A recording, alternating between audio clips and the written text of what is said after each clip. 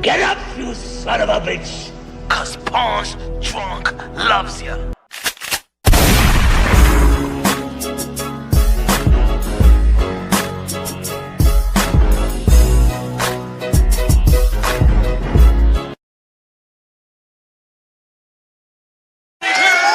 You already know this is Punch Drunk Boxing, aka Mr. Shine himself, aka El Adobo, aka El Sazón, aka El Borracho, aka Café Bustelo, aka El Pastor de Boxeo. Ladies and gentlemen, good afternoon, good morning, wherever you at this side of heaven. God bless you all. Man, it's been a whole lot of drama in the last 48 hours. Shout out to the WBC. What's up, WBC? The WBC convention. What's good? Mira la camiseta que me dieron esa gente. Look at the shirt right here. What happened, boy? You have problem with WBC? You have problem with me today. Let's go. Okay, Bob Crawford, all right? You have problem with WBC, Monsieur. You have problem with Punch Drunk Boxing, okay? Oh, man. What a drama, ladies and gentlemen. Drama in the air. Damn. Savage in the building. What's good, man? Smash that like button, baby. Smash that like button. Tower in the building. One of the members in the building. What's good? Randy, de la bandera de República Dominicana. Randy. Jackie Hernandez. La reina de boxeo. Jackie, what do we want? Jackie, who do we need? Oh, man. Ladies and gentlemen, also fight week. Damn. This situation with Terrence Bud Crawford and Mauricio Sudamon, the WBC, man, has overshadowed this fight week. Shout out to PBC, TGB, Al Hamon. Y'all already know Lamont Roach going to be facing Pitbull. Hurt. Cruz. Pitbull Cruz. Is Lamont Roach going to fight like a cockroach, or he going to fight like a monster the way that he fought Gervonta Tank Davis? Is Pitbull Cruz going to fight like a Yorkie? Or is he going to fight like a real pit bull, like he fought Gervonta Tank Davis? And this is the battle of the guys that fight Gervonta Tank Davis. That fought Gervonta Tank Davis and had a great outing against them. I still believe that Tank beat Pitbull Cruz. I do believe that Lamont Roach beat Tank. So this is going to be the battle of Tank for opponents. As we all heard, Janabek. The guy that got used to shame my brother Demetrius Boo Boo Andre, because ain't nobody give a damn about no damn Janabek. Janabek ain't nothing but another Brian Oman Jr., another manufactured fighter in the professional level. But at least he had a little bit of an amateur sting. But let's be real, let's be honest. Ain't nobody was pushing no damn Janabek. Janabek, if American fighters used to get shamed with the all-email champion, the AOL champ, Janabek ain't do nothing in the sport of boxing. Dave Fernandez. Dave Fernandez in the building. What's good, brother? Woo! And of course, the fight that's going to set it off in 2026. The best fight, in my opinion. I told y'all, when the smoke clears. I've said it. I've been dedicated by saying it, that Teofimo Lopez, the two-time lineal champion, should be recognized by the whole wide world as the first two-division undisputed world champion.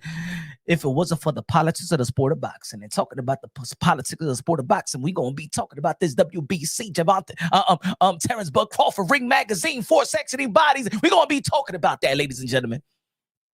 Teofimo Lopez is going to be facing the 3-division world champion, the silver Olympian, the representative of the USA. Y'all already know. Shakur Stevenson from Newark, New Jersey. Teofimo Lopez from Brooklyn and Florida. Let's go, baby. That's the fight. I told you when the smoke clears, it's gonna be Teo, it's gonna be Shakur. I told Teo himself, I think that his legacy fight would have been Gervonta Tank Davis, because I think that was going to give him over the hump in terms of an international superstar. But this was the fight that when all the smoke clears, the guys that got a chip on their shoulder. A prestige amateur background. You already know that Teofimo Lopez won the USA Olympic trial. The only fighter in the history of amateur boxing in the USA to win the USA Olympic trial and not get picked to represent USA. That's why he went and represented Honduras. And that's why Teofimo Lopez, since day one, been having a chip on his shoulder. He feel like he's been snubbed all the time, just like he's been snubbed in the new pound for pound list by the Ring magazine. Talking about the Ring magazine. Talking about the Ring magazine. I mean, there's a lot of hypocrisy going around here in the last 24, 48 hours. Huh? No, the Ring is the real belt. The Ring is the real belt. I know the Ring is the real belt. I know the Ring is the most prestige belt. I know the lineal title. But at the end of the day, the Ring magazine themselves don't respect the damn Ring. The Ring magazine themselves don't respect the Ring, because where it goddamn it was Teofimo Lopez at in the pound for pound ranking, two-time lineal champion, reigning champion right now. That had a fabulous performance out there in Times Square. And where he's at? Where he's at, Ring panel? So there's going to be a lot of contradicting hypocrisy. Yeah, I believe that the Ring magazine, the Ring lineal title, the Rocky Balboa title, Jack Dempsey is the most prestige title of all of boxing, just like Terrence Bud Crawford did say during his IG rant. The WBC think that you better than everybody. The WBC, and you got the fucking green belt, which don't mean fucking shit. Fucking real belt is the Ring belt, which is free, motherfucker. Oh, little Terry Crawford. Man, you said that Ring belt no good. Terry Crawford. But look what Teofimo Lopez also said years ago when everybody was trying to laugh at him. They was trying to shame Teofimo Lopez for the WBC world title. Oh no, Teo ain't the top dog. Teo gotta get the WBC from Devin Haney, even though that Devin Haney didn't earn it. But y'all shame Teofimo Lopez with the WBC. Remember? Can't nobody get this belt. WBC, they could give anybody a belt. WBA, give anybody a belt. One thing they can't give is this one. You gotta earn that one. You gotta beat the man and beat a man. Oh, yeah. But it was laughing at my guy, Teofimo Lopez, the takeover, huh? Shout out to Dave Fernandez. The super chari party que me dice. Teo would finally get his just due after beating Shakur Stevenson. I got Teofimo Lopez humbling the boxing world for the third time as the underdog. I got Teofimo Lopez, the only man in the past 30 to 40 years to be facing a reigning pound for pound fighter in their prime. How many boxers has done that? Come on now. Come on now. Punch, you biased. Shut the F up. I'm biased to the damn truth. I'm biased. You know what I'm biased about? Breaking things down unbiasedly, logically, and objectively. Damn it, I'm the master of smacking your narrative up and down the damn street. I'm the narrative killer. I'm the receipt king. Yeah. Yeah, just like I've been saying, I've been consistent. I dare you guys to bet against Teofimo Lopez, especially when he's the underdog. How dare you? How dare you go against Teofimo Lopez? Haven't he proven you wrong? Haven't he proven you wrong? But we're going to be talking about why. Why the betting odds have Shakur Stevenson the favorite. I'm going to tell you, you already know for how long, for the people that follow the channel, y'all know I keep it consistent. I always say that boxing translates to life itself. So you see the thumbnail, you see the title, you like, what the hell is punch roll boxing? What punch roll boxing got these? Punch. Hey, yo, Punchy. Punchy. Why you got Teofimo Lopez and Shakur Stevenson looking like that? Y'all wondering why, huh? Yeah, hold on. Let me take this thing out of the way. If y'all want to support the channel, send that cash app and stuff like that. Donate to the cash app if you can't do the cash, the super chat. You know what I'm saying? You know. So my pobre, I'm poor right here. Yo soy pobre. A little chatty party cake today. A little chatty party cake. Yeah, man, we're gonna go straight to it. I always break down things unbiasedly, logically, and objectively. I know the reason why y'all have Shakira over Tia. Huh? Let me break it down. Can I give me time to break it down? Huh? This ain't a goddamn funny matter. Huh? I'm going to tell you why you guys are picking Shakira over Tia. I'm going to tell you why. I got to break it down unbiasedly, logically, and objectively. I always say boxing translates to life itself. And since we're more, and shout out to the ladies, Jackie, but most of the people, you know, in the boxing community is more male, is male driven, the percentage of male and stuff like that. So the men is going to get it. The women is going to get it as well. Huh? But I'm letting you know why. And I think you know by looking at the screen right now, the fun mistress versus the boring wife. This is the reason why you guys are picking Shakur Stevenson to beat Teo. Is the reason why the betting odds got Shakur Stevenson as the favorite and Teofimo Lopez as the underdog. Y'all already know I break things down. Again, I'm going to say it again. If you're just walking into the live, I break it down on boxing, logically, and objectively. I always say that boxing translates to life itself. I know why you picking Shakira over Tia. All right? Now, you know that Teofimo Lopez is better than Shakur Stevenson. You know, and look, I know it's look. Forget about how weird it looks. Just understand what I'm talking about. Come on, let's add humor, right? If you don't got humor, this is not your channel. This is not. You could go to somewhere else and be with somebody that's boring. They're going to be like, I think that Shakur Stevenson got a good jab, and you know, he got great defense and stuff like that. One of the great defensive fighters and stuff like that. And Teo, you know, it's high explosives and speed and power and stuff like that. Hey, yo, ladies and gentlemen, we already know who Teofimo Lopez is, and we know who Shakur Stevenson is. We've seen them enough. All right, they're accomplished enough to understand who they are, what they bring to the table. Everybody gonna say the same thing.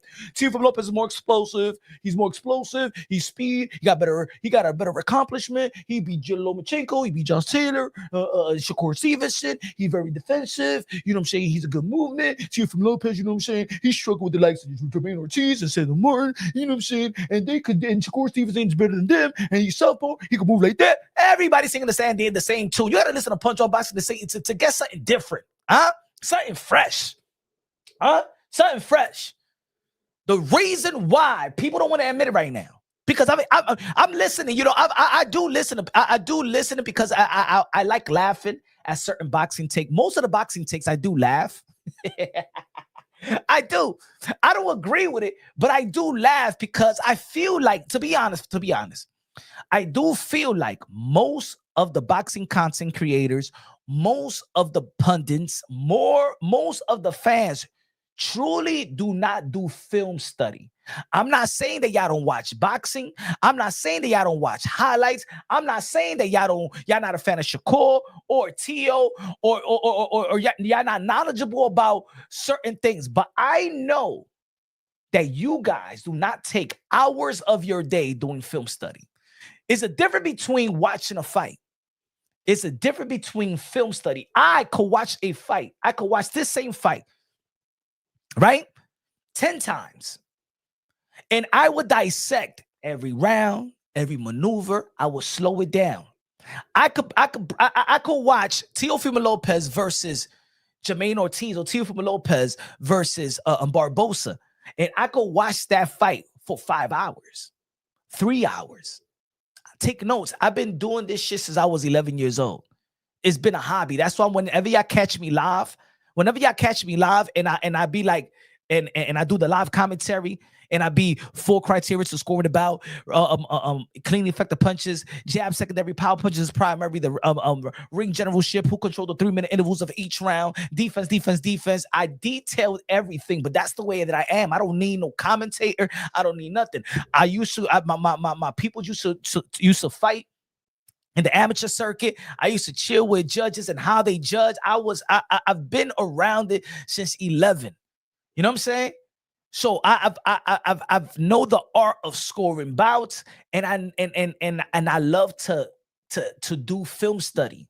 It's like a hobby of mine. It's like I like to see the art, right? Like I like to see when you really slow it down, and you see how he slipped that punch. He came back with the uppercut, follow up with the left hook. Like it's like a sign. Let me tell you what I'm talking about. Hold on. Let me see if I could show you how Let me show you what I'm talking about. Let me see if I got it right here. Hold on. Sometimes I do erase a lot of the stuff because you know, I do a lot of videos on my phone, so I gotta save. Let me see. Okay, I want to show y'all this. Hold on.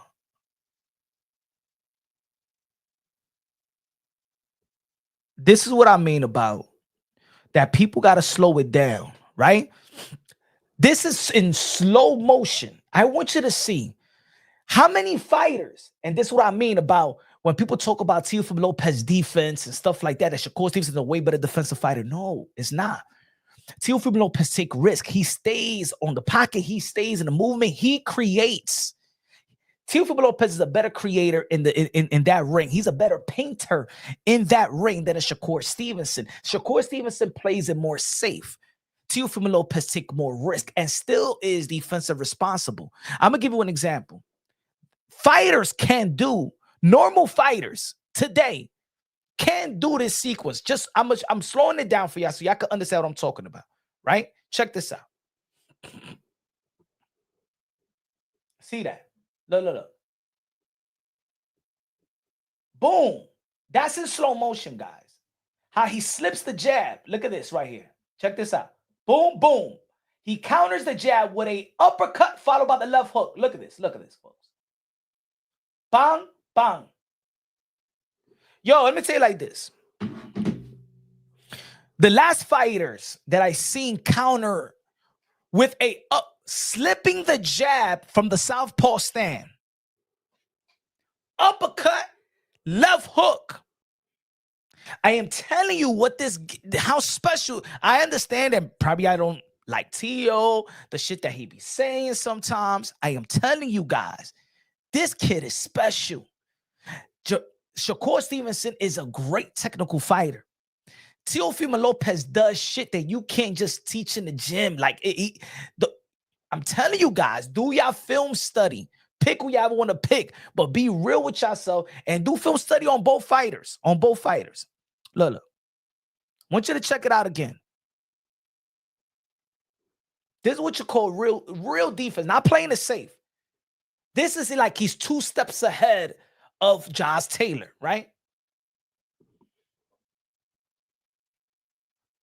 He was about to parry the jab all in one sequence. Look. Look how he tried. And that's what I mean about the art. Look at the art. Look, I like to talk about sweet science. Look at the art. About to block it, slip it, uppy, and bang. Boom, boom, boom. This is slow motion for y'all.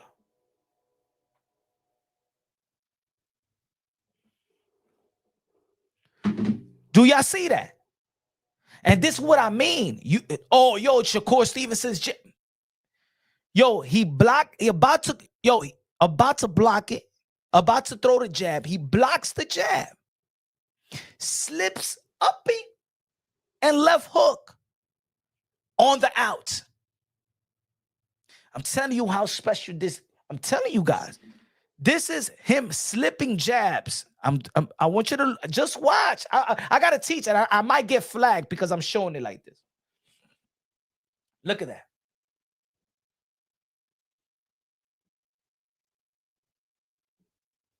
Guys, I'm tapped.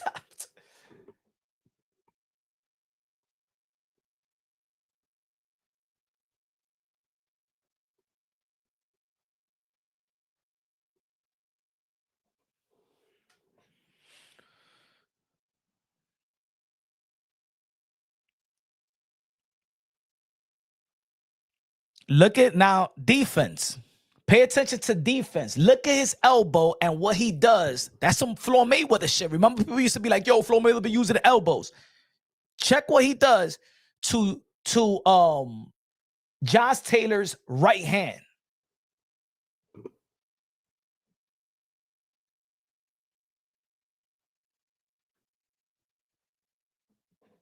See if y'all see it again. Look what he does to his right hand.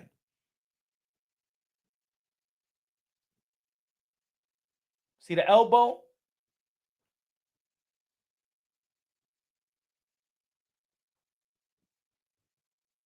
Boom. Boom. Slowing it down for y'all. Left hook. Parries the... Look how he ducks this. Boom. Left hook.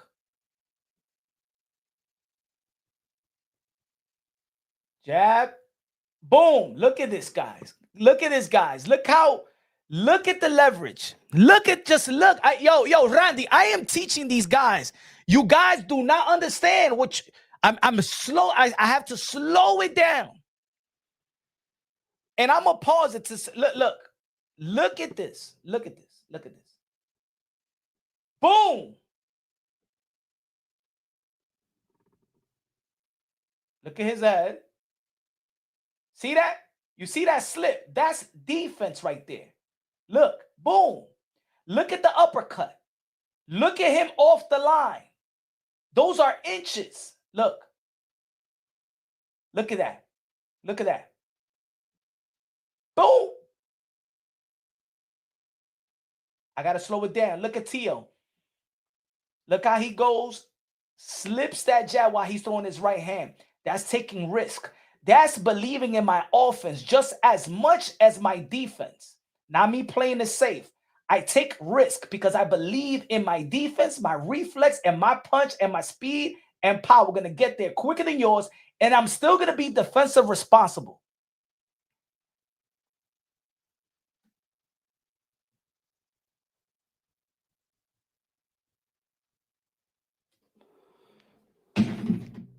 That's defense, but still offense. Not backing up, not playing it safe. Now when the tough gets going, you run. I'm telling you, Teo, when he's on this, forget about I'm gonna showboat people. My eyes on the prize. I'm gonna do what I've been doing in the amateurs. I'm gonna be slick. Because, see, the thing is that people thought that Teofimo Lopez in a professional level, when he was knocking people out, that he's a knockout artist. Teofimo Lopez was never a knockout artist. Anybody could tell you. Anybody that has grown up with Teofimo Lopez in the amateurs, go check out what Gary Antoine Russell had to say. Why do you think that most people that know Teo, when they say, when Teo turns to Gordo, it's hard to beat him? Do you guys understand what that means? When Bill Haney says, oh, he got to go, if he fights like Gordo, why does Timothy Bradley today find it? And I think that shout out to Timothy Bradley. Timothy Bradley, you probably seen that video that I chopped up when you have not believed in Teofimo Lopez. He did a video today and say, no, for real, it's going to be a hard fight. Because even Timothy Bradley knows. What Timothy Bradley says, when Teo goes to Gordo, because Gordo means when he was coming up in the amateurs, that's his nickname coming up. Slick Boxing Gordo. Ain't nobody fucking beating Slick Boxing Gordo. Everybody knows it. His contemporaries know it. You're wishing this, and this is what I'm telling y'all guys. Folks, stop wishing. Stop predicting. Stop analyzing that the Teofimo Lopez is going to show up versus Shakur Stevenson is that Teofimo Lopez that fought George Camboso. Stop thinking that. Get away from that. Even the likes of, but there's Jermaine Ortiz. Jermaine Ortiz, bruh, he lost, bruh. Sando Martin, they lost, bruh. That's not a recipe for winning. They lost. And Shakur Stevenson will have to take risks.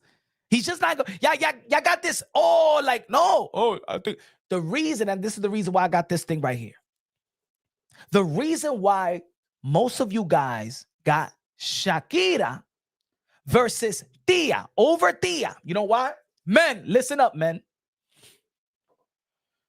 Because it's safer bet. You're confused about how good Teo is going to be that night. You're comfortable with the boring wife. You're comfortable with Shakur Stevenson because you feel that Shakur Stevenson, you know, he's not overwhelming, but he's just consistent. You know what to expect. So you bet on Shakur because you don't know what type of wild man let's put it as women. You don't know. You love. Hey, yo, y'all love the fun mistress. Oh, the fun mistress make you laugh. The fun mistress, the side chick make you laugh. Y'all go out, y'all party, y'all F better than y'all F better than your own wife. Right? Huh? Is that what it is? You guys have fun. You go, wow, you take trips, you go everywhere, you travel, you do all the things that you just don't do with your wife. But you expect you're Al Bundy with Shakira. You're Al Bundy, you come on out, yeah, Peggy, right? You're picking Shakur Stevenson because you don't know what to expect from Tia. Right, Jason? Hey, yo, Randy, y'all get, yeah, right? They don't know what to expect, but they know that this is the fun one. This is the one that y'all be like, man, I wish he was wifey, but shit, like, esa tigre una loca, pues yo la quiero. Hey, yo, ya te da la mamada better. She make you laugh better. De la mamada better. Y'all have fun better. But this, I always thought Tia would be brunette. He said,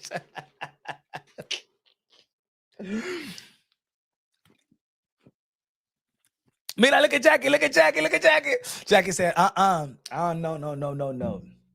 I am wifey material, and I have fun, and I fuck my man good, and I right, Jackie?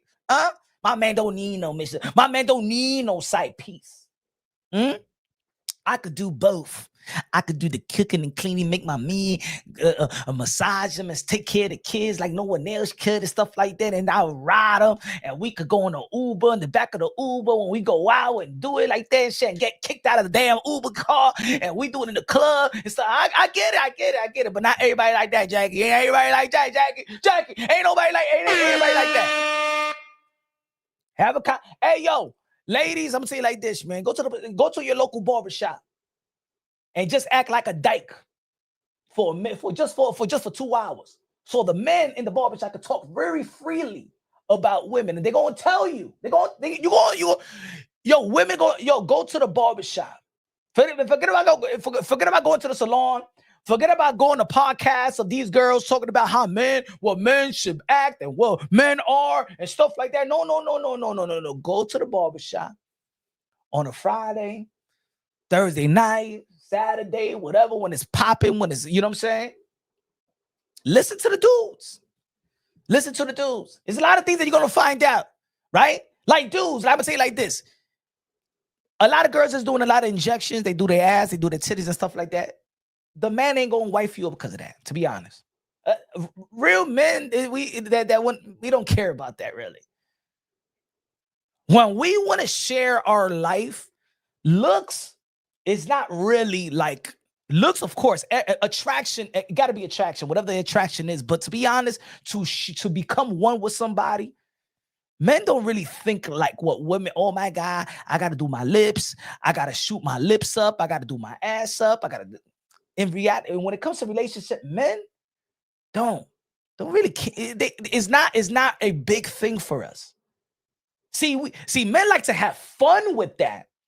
Men don't want to keep that because at the end of the day, men see that as a little bit of insecurities. And then I'm gonna say like this: in a relationship, you go in a relationship, and it could go both ways. In a relationship, insecurity in women. When a woman is insecure, and then when a man, I understand with women, because I got female friends and they tell me, you know what I'm saying, they don't like no insecure man. But to be honest, strong men don't like insecure women. Only the weak men like insecure women because weak men like to take advantage of vulnerable women. Thus, pap in the quote. All right. No. I don't want to get sued. You beautiful. Hey, yo, Clarissa. Do not wear Clarissa. You so beautiful. You so pretty. You so pretty, Clarissa. You so.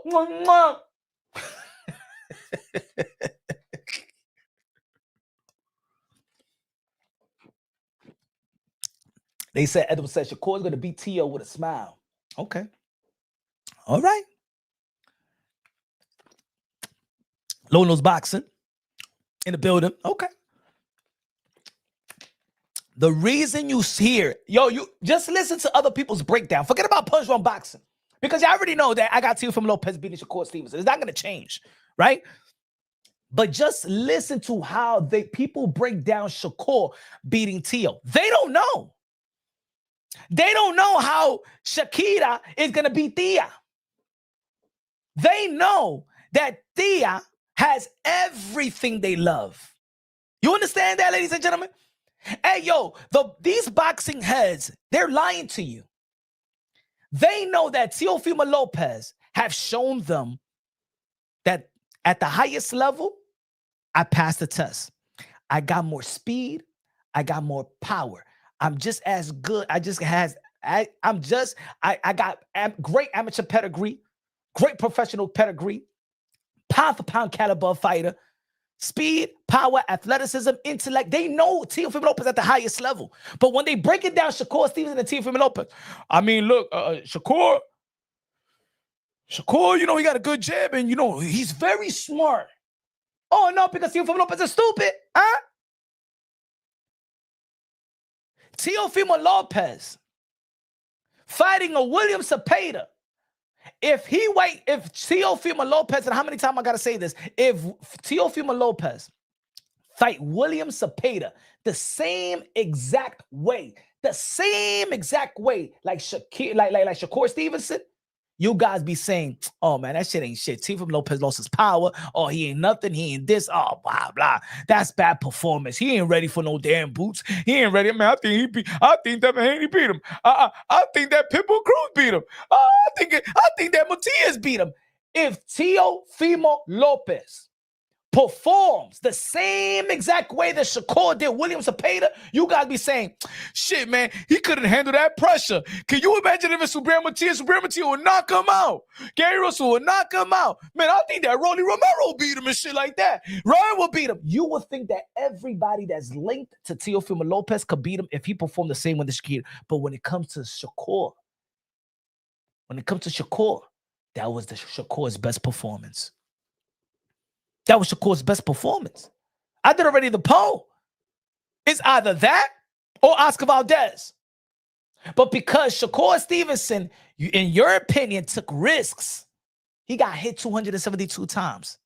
You guys bitch when Teofimo Lopez get hit by George Camboso and Steve Clackett. Shakur Stevenson got hit 100 more times than what Steve Clackett hit Teofimo Lopez. And I was bitching about the Steve Claggett performance, and he won every round. This is when I know you guys got to be real with yourselves. You guys don't believe that Shakur is better than Teo. You guys don't believe that. All you boxing content creators, I love y'all. Y'all doing a great thing. I get it. You doing it. I get it. Do your film study. You know in your heart, in your mind, and when you study it, you don't think that Shakur is better than Teo. He hasn't proven it to you. Shakur has not proven that he's better than Teo in the professional level. He hasn't proven it to you. You can't go by, well, Shakur looks good versus Pat Lee. After a 2 days notice that this man got to fly out to Saudi Arabia and Shakur Stevenson stops him in the 9th round. Is it the Yoshino performance? Is it the Artem performance? What performance got you thinking that a Shakur? I'm not saying that you don't gotta love. I'm a fan of Shakur Stevenson. I'm just comparing the matchup. He has to prove that he's on Teofimo Lopez level. Teofimo Lopez don't have to prove to Shakur that I'm on his level. Let's be real. Let's be honest. Y'all doing the due diligence to Teofimo Lopez, and this is not shitting on Shakur Stevenson. But even if Shakur Stevenson, if he would have been in the position of Teofimo Lopez and would have earned what Teofimo Lopez have earned, and he'll be in the same position as Teofimo Lopez, he will feel the same way. How dare you guys try to say that this man is better than me. He got more defense than me. Got this. Hey, yo, he fought Patley, motherfuckers. He fought Cepeda that struggled with Tevin Farmer. All right? He beat Yoshino. He beat Artem, in which people walked out on him in his own city. All right? Stop. You guys are picking Shakur because you don't know what to expect from Teo. That's it. You're swimming in your own narrative and you're confused by your own narrative. Oh, Teofimo Lopez performs to the level of his competition. Which Teofimo Lopez is going to show up? Motherfucker, rely on the same narrative. If the Teofimo Lopez that shows up is the Teofimo Lopez that fight the pound for pound fighter, he shows up at the highest level, then go by that. You guys don't think, I don't know what Teofimo Lopez is going to show up.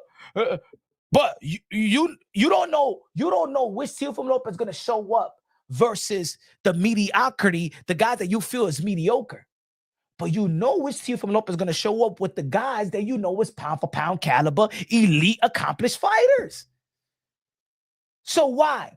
Ladies and gentlemen, I'm telling you right now, they're not going to tell you. They want to act like they're geniuses, but they're not. They're confused. They're confused. They can't break you. They cannot break it down unbiasedly, logically, and objectively. Why they got Shakur Stevenson versus Teofimo Lopez? They're wishing on a star, dun, dun, find where you are. They're picking the safer bet in their mind. That's it. That's it. They picking the safer bet. That's it. Why in this community, and that's what I mean, they picking the safer bet. Why do you stay with the wife, with the boring wife, rather than switch her up with the fun mistress? Hey, yo, men, hey, men in the chat right now, let me ask y'all a question. So the unfaithful ones. So the unfaithful, we got some ladies in the building too. Why you don't replace the fun mistress with the boring wife? Put in the chat. And if you're watching this with the lady, let me know. Or why you think.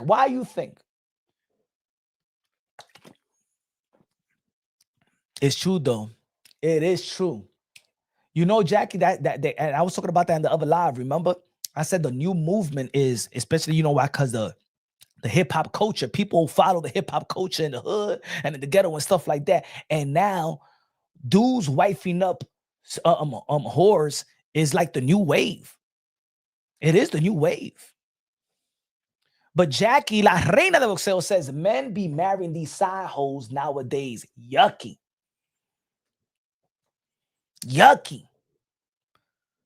Hey, yo, look, I'm a man and I got friends, I got relatives.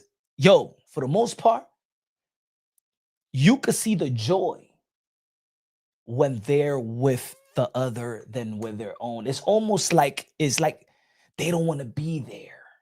It's not, you don't see the same glow, you don't see the same joy, you don't see the same fun. Huh? Right? Why? But why keep? Why stay with the wife? See, men, I'm gonna tell you like this, and any man could debunk me. You know what I'm saying? Not all men are think alike, and not all women think alike. But the nature of man is not to think emotionally, right?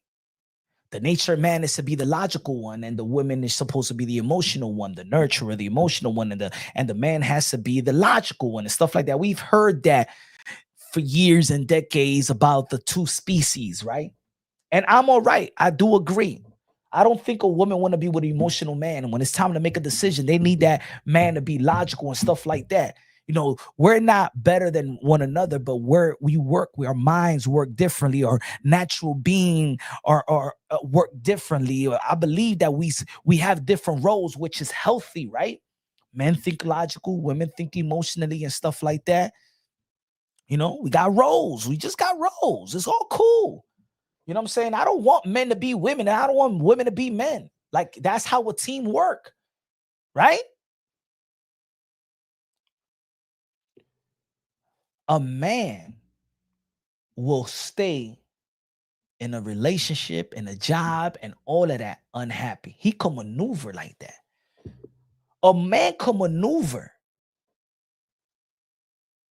with not being happy. A man can maneuver, a man could accomplish wonderful and great things without being happy. It don't stop his grind. It don't stop his move. It don't stop his steps. It don't skip a beat. He can handle that. He see the bigger picture. Men sacrifice physically and emotionally. I'm not saying that women don't, because I've seen women, you know, we got single mothers. We seen dudes be leaving his chicks and stuff like that. We seen women pick up the slack from dudes. We seen it. We seen it in our community. We see it. And sometimes we seen them bitter ones that voluntarily do it and push the father away, whatever, when shit don't work good in the relationship. We seen it before, right? We know the deadbeats, and we know real fathers that want to be in their lives and things of that nature. He said, look. Yup. He said, my wife loved me till we had kids. Ooh. Hey, yo, men could attest to this. Married men could attest to this. Once you have kids, man, if you got one, you become second. If you have two, you become third. If you have three, you become the fourth. You the last motherfucker. That's it. That's it. They clean after the kids, and they be like, I'm too tired to clean after your ass. Kids do change. Kids change. Now you working on schedule. You're not working on spontaneous. See, this is what it is. One of the great things about meeting, okay, this is what I mean. This is what I mean. You see how I say that boxing translates to life itself. So now you understand the fun mistress and a boring wife, right? When you have kids, you can no longer do the fun, the unexpected, the spontaneous. See, spontaneous is great. Hey yo, let's go out. Hell yeah. Staying up, going to this spot, bar hopping together. You know what I'm saying? Without no time frame.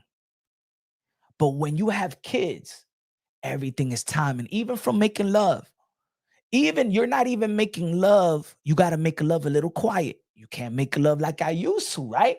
Y'all can't be like, mira, mujer, hey, Joe, my God, hey, papi, daddy, daddy, shit, I love you. Huh? Nah, that's it. You can't even have that anymore. Only on vacation. Right? So the man don't even, the man don't think that he's fucking his own wife good anymore because she don't scream like before, because she can't scream anymore. She can't holler. She can't say the vowels anymore. She can't say, oh, papi. That's it. She don't call you daddy no more. She don't call you papi no more. And now the love that you have with your wife is this. If the bed has a little noise, hold on a minute. And the mother, this is what it is. The mother thinks about the kids going in the room more than the father thinks about it. Because we just waiting. That's it. We waiting. That's it, honey, right? We're ready. The man is ready for the same type of energy. But the woman, no. You use the covers and stuff like that because you don't want to see the kids coming in and you both butt naked. So now y'all making love with the covers. Yeah, it's not the same. It's not the same anymore. Everything is a rush. When you go out, you looking at your phone. Is the babysitter calling you?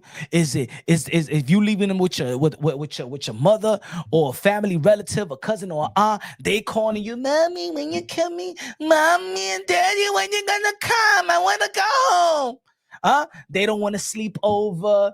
No, you're not sleeping over. They call you every 30 minutes. It's not that you're not. Then you're going out. You're going out having dinner, talking about the kids. Like, why go out? Just let's buy a drink in the liquor store and just drink it here. You understand what I'm saying? But the reason why The fun, la otra on the side, you did what you did when the shit was fun.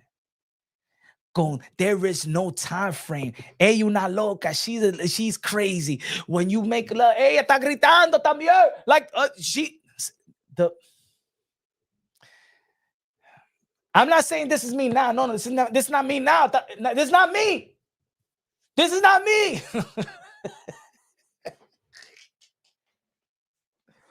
I'm just saying from experience from my friends and family and stuff and brothers.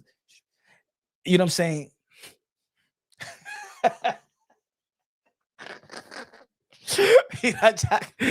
Jack. All I'm saying, from the fellas in the barbershop, from the stories of the from the fellas in the barbershop, you know what I'm saying, all them and stuff like that. I'm just going by the stories and the fellas and my friends in the barbershop. You know.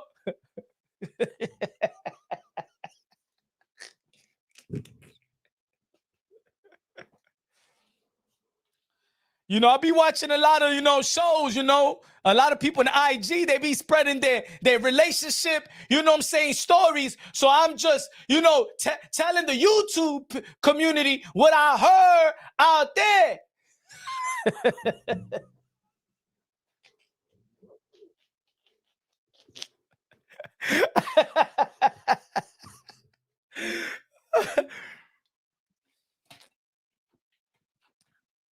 I'll be like, oh, motherfucker, this is what you be doing. I'm going to find out who that bitch is. I'm going to find out that fun message you be having. So that's what you be going.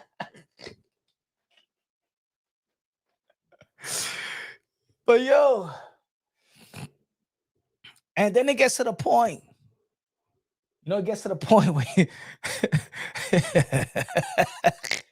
gets to the point where, man, you jerking off, man. You let me just jerk off. I don't want to even put the energy up. Man, you get used to hey, yo, Jack. Hey, yo, everybody in the chat, it gets to the point where you waiting on it. You become used to not having an irregular. You become used to not being spontaneous. Not everything is time. And ladies and gentlemen, I'm not good with time. I'm talking about my friend. I'm talking about the friend that told me about his story in the barbershop. I'm talking about him and them. You know what I'm saying? They told me that.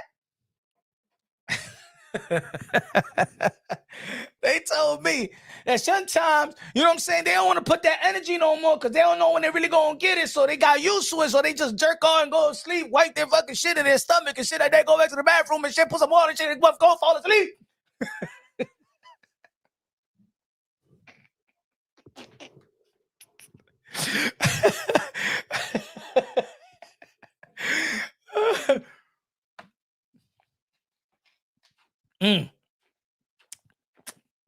Andy Medina is true. It was supposed to be.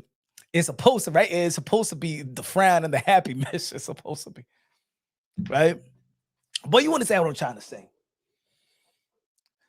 The boxing world, the massive opinion, and it could be wrong because I think it's wrong, but the massive opinion of Shakur Stevenson is that they know what to expect. See, just because you got a boring one, that doesn't mean that she's perfect for you. Let me tell you like this, ladies and gentlemen. And y'all could agree or disagree. Y'all could agree or disagree.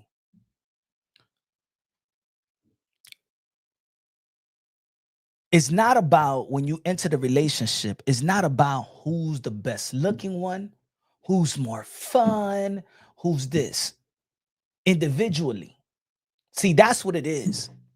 It's who can you become one with.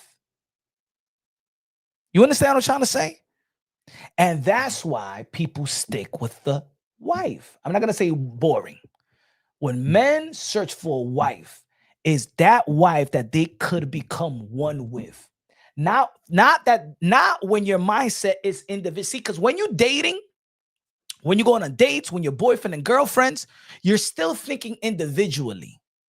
You match individually. You match together, right? When you have your own place, she has her own place. Y'all meet each other in the weekends or something like that. Y'all go to lunch or whatever y'all do, right? Separately, so it works. So you think it's fun. It works. They seem fun, whatever. But that doesn't mean but when there's special people you could become one with, that you could share a life with, that you could build and raise a family with. It's two different things. It's not necessarily that your wife is better looking than her and could fuck you better than her or can make you laugh better than her. Is that your wife is better in becoming one with you. It's like an avatar when the tail, you know what I'm saying? Remember the avatar when he attached the tail with the other tail? And then that's what it is. See, Shakur, now I know it's weird, but we all grown up, so you understand what I'm trying to say. All right? We all grown. Don't be like, what you trying to say, man? That's some faggot ass shit you man. Say you motherfucker, you into trannies and shit like that, man. What the fuck you got this fucking Shakur with the wig and Teofimo Lopez in the wig and you talking about fun mission, boring white? This shit is fucking weird out here. Come on, man. This is comedic. Guys, don't take it too serious. You understand what I'm trying to say, right? Shout out to the people. Shout out to people in the chat and shit like that. Y'all understand? Y'all understand y'all understand what I'm talking about right here, right? Who's confused? And let me ask a question first and foremost, because if everybody confused, who's confused out here in the chat, like of what we're talking about right here? Y'all understand? Y'all understand what I'm saying, right? I'm not you necessarily. You don't have to agree, but you understand what I'm trying to say. Teofimo Lopez is the explosive, the fun, the exciting, the speed, the power, the guy. If as a fighter, the one that quench your thirst more is Tia, right? Jackie understands it, Randy understands it, Davo understands it, right? Matong, the one that quench your thirst as a fighter is Tia, but the one that you rely and just trust more is Shakur. So I picked Shakur to win because I could rely on Shakur. In my mind, I just feel comfortable with the pick. You know, I could be wrong, but it's a safer pick. So you stay with your wife. You stay with the girl that you don't want to take the risk, because you know that if you look, I'm gonna say it like this. You ever yo, I got a lot of shit to say. Five Fury Films in the building. Dímelo, Five Fury Films, con la vente peso. Said Teo flows like water, fluently. Adaptability, rhythm, changes angle and changes creative responses. Shakur is composed but rigid, structured, controlled, predictable patterns. Yes, preach on. Preach on. Exactly. People are picking Shakur because they believe is the safe pick. People stay with the wife that you currently have, maybe because you're already, you put in the years, you don't want to, but let me say this. Let me say this. Fife, good looking now. For the men and the women looking on right now, let me tell you something. Anybody could be replaced. Men and women is unlimited. If you think that you see the baddest chick today, you may see the baddest chick tomorrow, and then the baddest chick, and then the baddest chick. It's the beauty. God is beautiful, ladies and gentlemen. God has no limits when it comes to beauty. You thought that you saw the baddest chick today, you're going to turn and damn. And the woman the same way. For the woman, it's the same. There's going to be a woman going to be like, damn, I thought this man looked good. God damn, look at that. Oh, God damn, oh my God. They go to another country. They be like, well, I never seen over there. I never seen this shit around my life. And the same thing, when you go to fucking Colombia, you be like, ah, shit, everywhere I go, y'all, motherfucker. Shit, I see one of y'all in the mall every other month. But goddamn, I came to Colombia, Venezuela, goddamn. Oh, the whole strip look like a damn.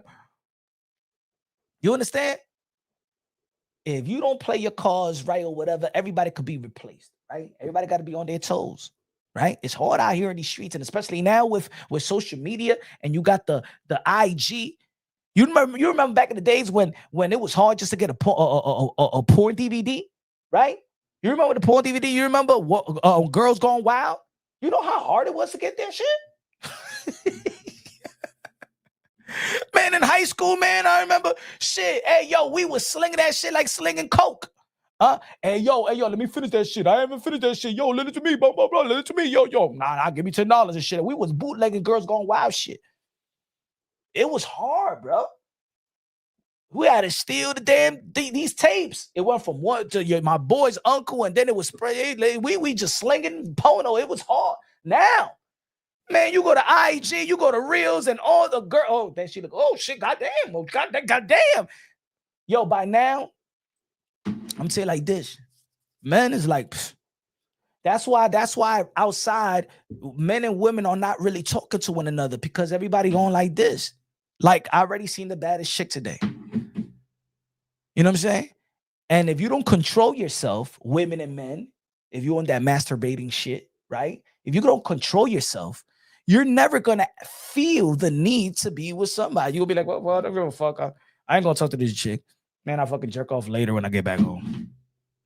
I don't care. I already fucked J-Lo. I already did all y'all.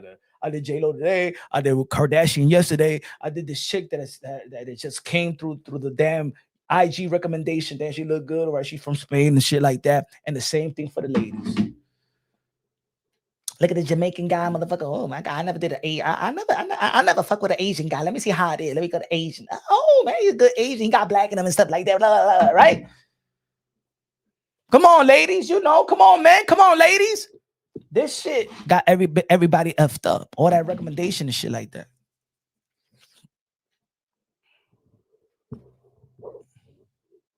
That's how you could catch your girl. Hey yo, fellas. Don't ask your girl. Don't go through your no DMs and nothing like that. Hey yo, fellas, don't go through your girl's DM.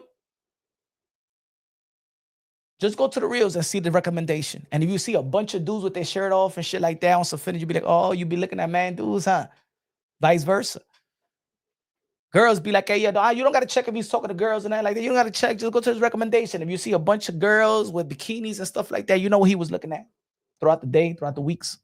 It will show up. The recommendation will let you know what you're looking at. Go ahead. And I look at the dudes and shit like that. I love you, baby. I don't look at no other man. You the only sexy man in my life. I'm only into you. I'm always going to be into you. Dame el teléfono ahora. What you mean give the phone? Give me the phone. Let me see your IG. No, why you got to check my shit? I'm not going to check your DM. I just want to see something and stuff like that. Let me go to Reels and stuff like that. Y este malo que tú estás viendo, mujer, huh? You're not into fitness, huh?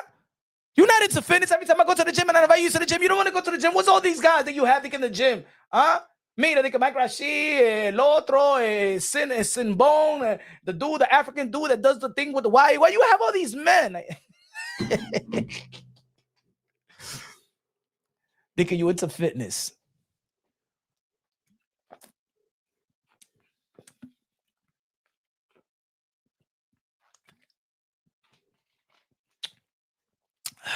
Ladies and gentlemen, the reason why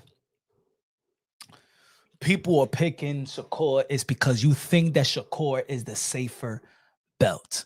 The safer pick. I'm sorry. That's it.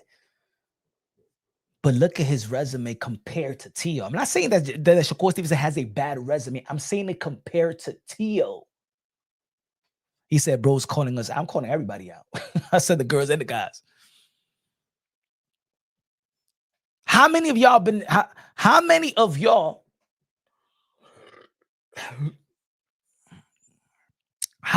be serious, everybody in the chat, how many of y'all has heard this? Shakur is a better defensive fighter than Tio. How many, to be honest, how many boxing, how many people said that? Shakur got better footwork than Tio. No, because he retreats. That's it. It's not that he got. Let's be real.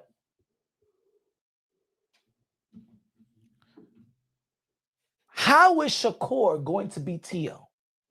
Are they relying on a Jermaine Ortiz performance? Is that what they're relying on? Now, let me be real. That's what y'all relying on what the performance of Sando Martin. Y'all think that is that what people are relying on? People are relying on what they're comfortable. They feel like they never seen Shakur Stevenson go through the adversity that they seen Teofimo Lopez go through. They feel like they haven't seen the mental lapses that they feel that Teofimo Lopez has gone through. They feel, you know what I'm saying? But it don't matter if Teofimo Lopez has a performance like a Sando Martin or Jermaine Ortiz, like they say, but then have a performance like a Steve Claggett. Teofimo Lopez cannot outdo the performance in the eyes of many that's picking Shakur Stevenson because he did something so great in the beginning. 5 years ago. Think about it. Teo been proven to you. He already proved to you in 2019 when he knocked out Richard Comey in the second round. That's the Teofimo Lopez you're stuck with. You're stuck with knocking out a champion in the second round and outboxing the best technician at the time in Vasily Lomachenko, the guy that was regarded pound for pound, 1, 2, 3, you can flip it around. The Matrix, the guy that got the best footwork. Guess what Teofimo Lopez did with the guy that's regarded the best footwork? Even Roy Jones Jr. said, Vasily Lomachenko got the best footwork. He got the best footwork in the sport of boxing. Oh, but Shakur, you haven't even seen Shakur with another fighter that's known for footwork. You understand, ladies and gentlemen? You haven't seen Shakur in the ring with a guy that's not even half of the athleticism of Teofimo Lopez. Let's be real. Rapstar Boxing Night is the voice of the UK London. Hey yo, Rapstar, my brother. Do you understand what we're talking about? Do you see the screen? People are picking Shakur Stevenson because they're comfortable with the wife. They don't want to put the fun mistress and the one that they have fun with in that position. They're comfortable picking Shakur because he just seemed more consistent. I rely on him. I don't know what to expect. Even though I know that I know that she's great. I don't know what to expect from her.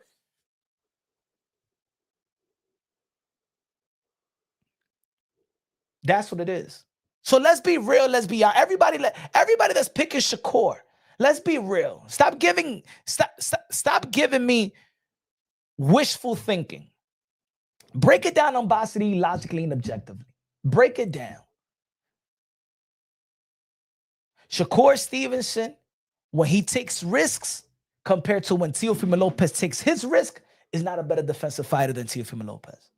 When both men take risk, when Shakur take a risk, he get hit by William Cepeda 272 times, folks. Those are the facts. It's not because he's a better defensive fighter. Shakur's best performance will be Teofimo Lopez one of mediocrity performance. Let's be real, let's be honest. Am I right or wrong? Am I lying? Am I lying? Am I lying to you guys? Forget about if you like punch on boxing or not or whatever. The truth is that is Shakur Stevenson arguably best performance. And I did a poll and over 50% pick William Cepeda as his best performance. If Teofimo Lopez performed like Shakur Stevenson versus William Cepeda, that will be mediocrity. People would heavily criticize Teofimo Lopez. He got hit too much. He was on the ropes too much. How the fuck is he going almost look like he's struggling with William Cepeda? He got hurt in the second round with William Cepeda on the ropes. You think that you was going to praise Teofimo Lopez the way the whole boxing world was praising Shakur Stevenson?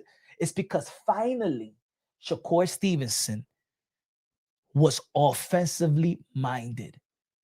And when he was offensively minded, he was pinned in the ropes for the most fight.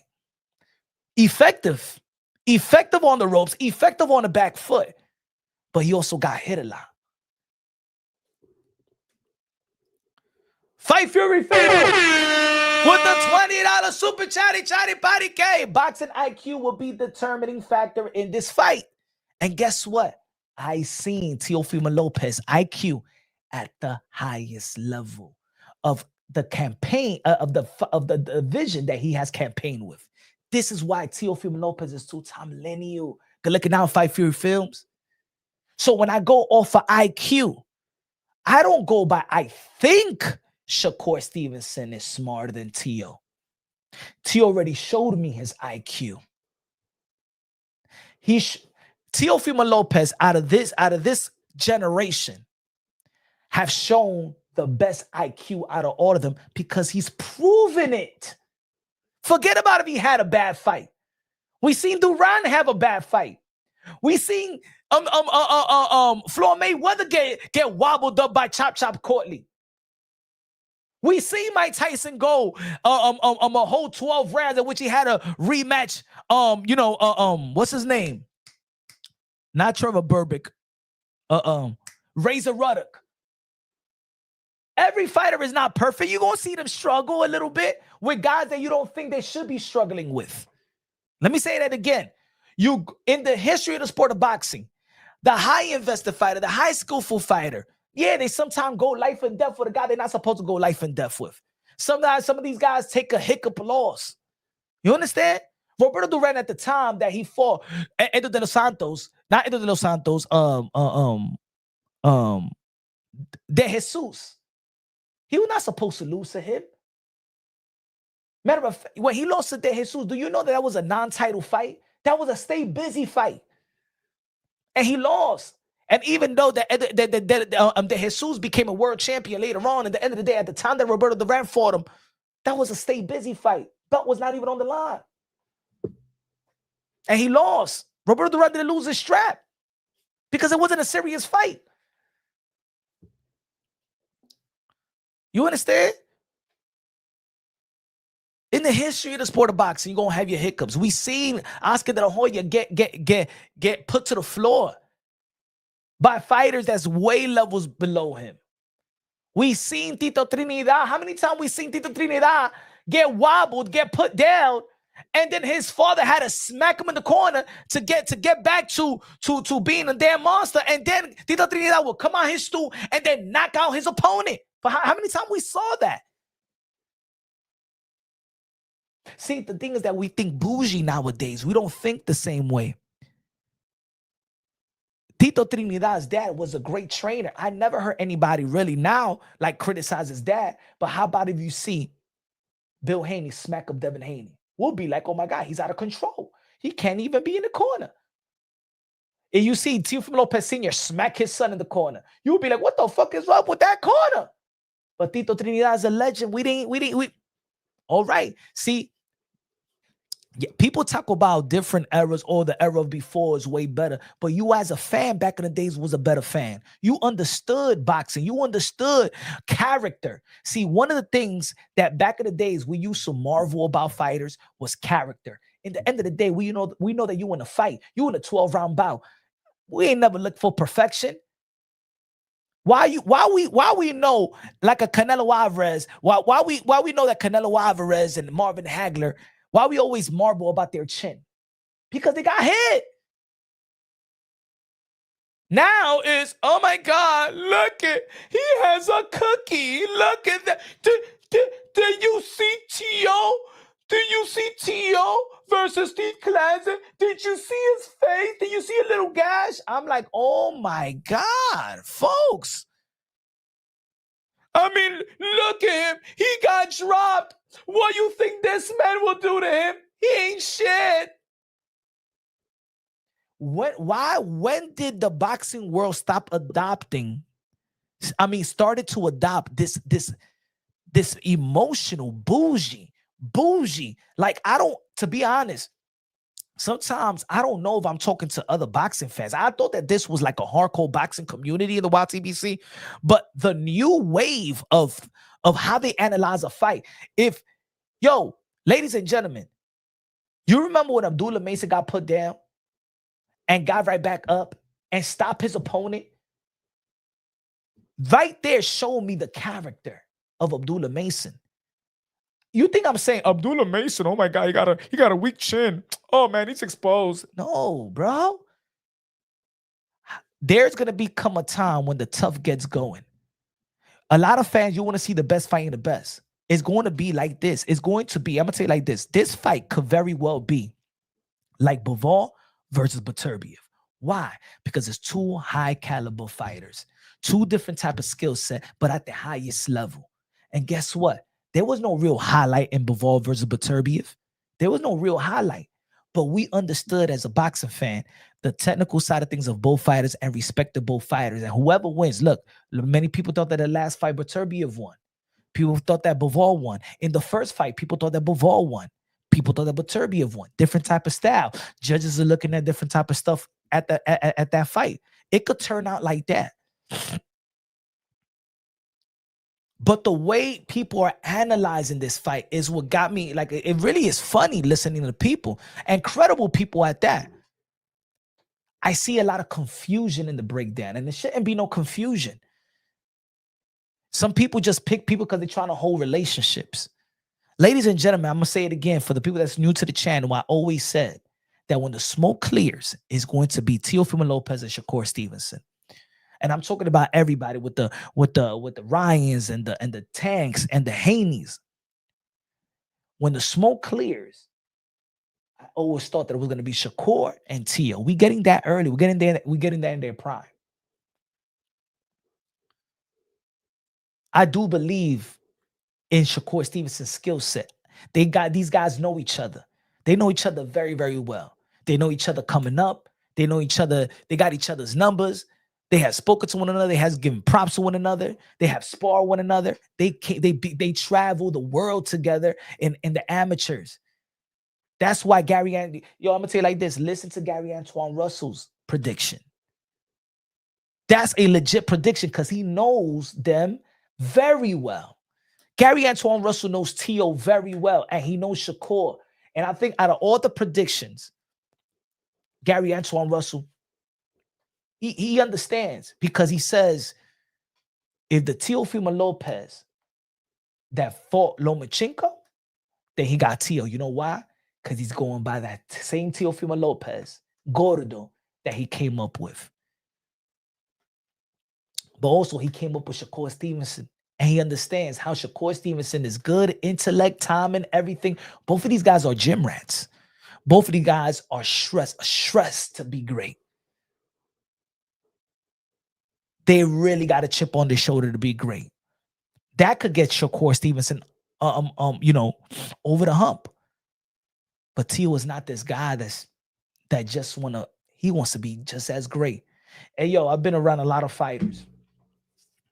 And when I've been around Teo is also, he's always on some. He's always on some, like, boxing on his mind. That's why, you know what I said? I could tell y'all, I told Teo, man, one thing I want Teo to gain out of all of this, to be honest, is happiness. Personally, as a person that been affiliated with Teofimo Lopez's family, shout out to Senior and stuff like that. Happiness. I don't think that he will ever find his happiness until he quenches thirst of greatness. But guess what? At the end of the day, that's what drives him. If I would call Teofimo Lopez and let's say he don't pick up, or whatever you pick up, he'll probably is in the gym. And this will be if he was not even had a contract to fight. Yo, I think that he lives in the gym, to be honest. I don't even think he got an apartment. I don't even think he got a house. Teofimo Lopez live in the gym. He'll run, go to the gym. You know, if he has some time with his kids, go to an event, go to the gym in the middle of the night. He does 3 a day, 2 a days on the regular. That's his life. It's like pull-ups. It just work is his life, bro. You don't see Teofimo Lopez, he walk around with himself. He don't got an entourage. You don't got nothing. All he got is boxing, bro. All he got is boxing. I've been to a camp when he was supposed to stop sparring for. He was sparring a light heavyweight.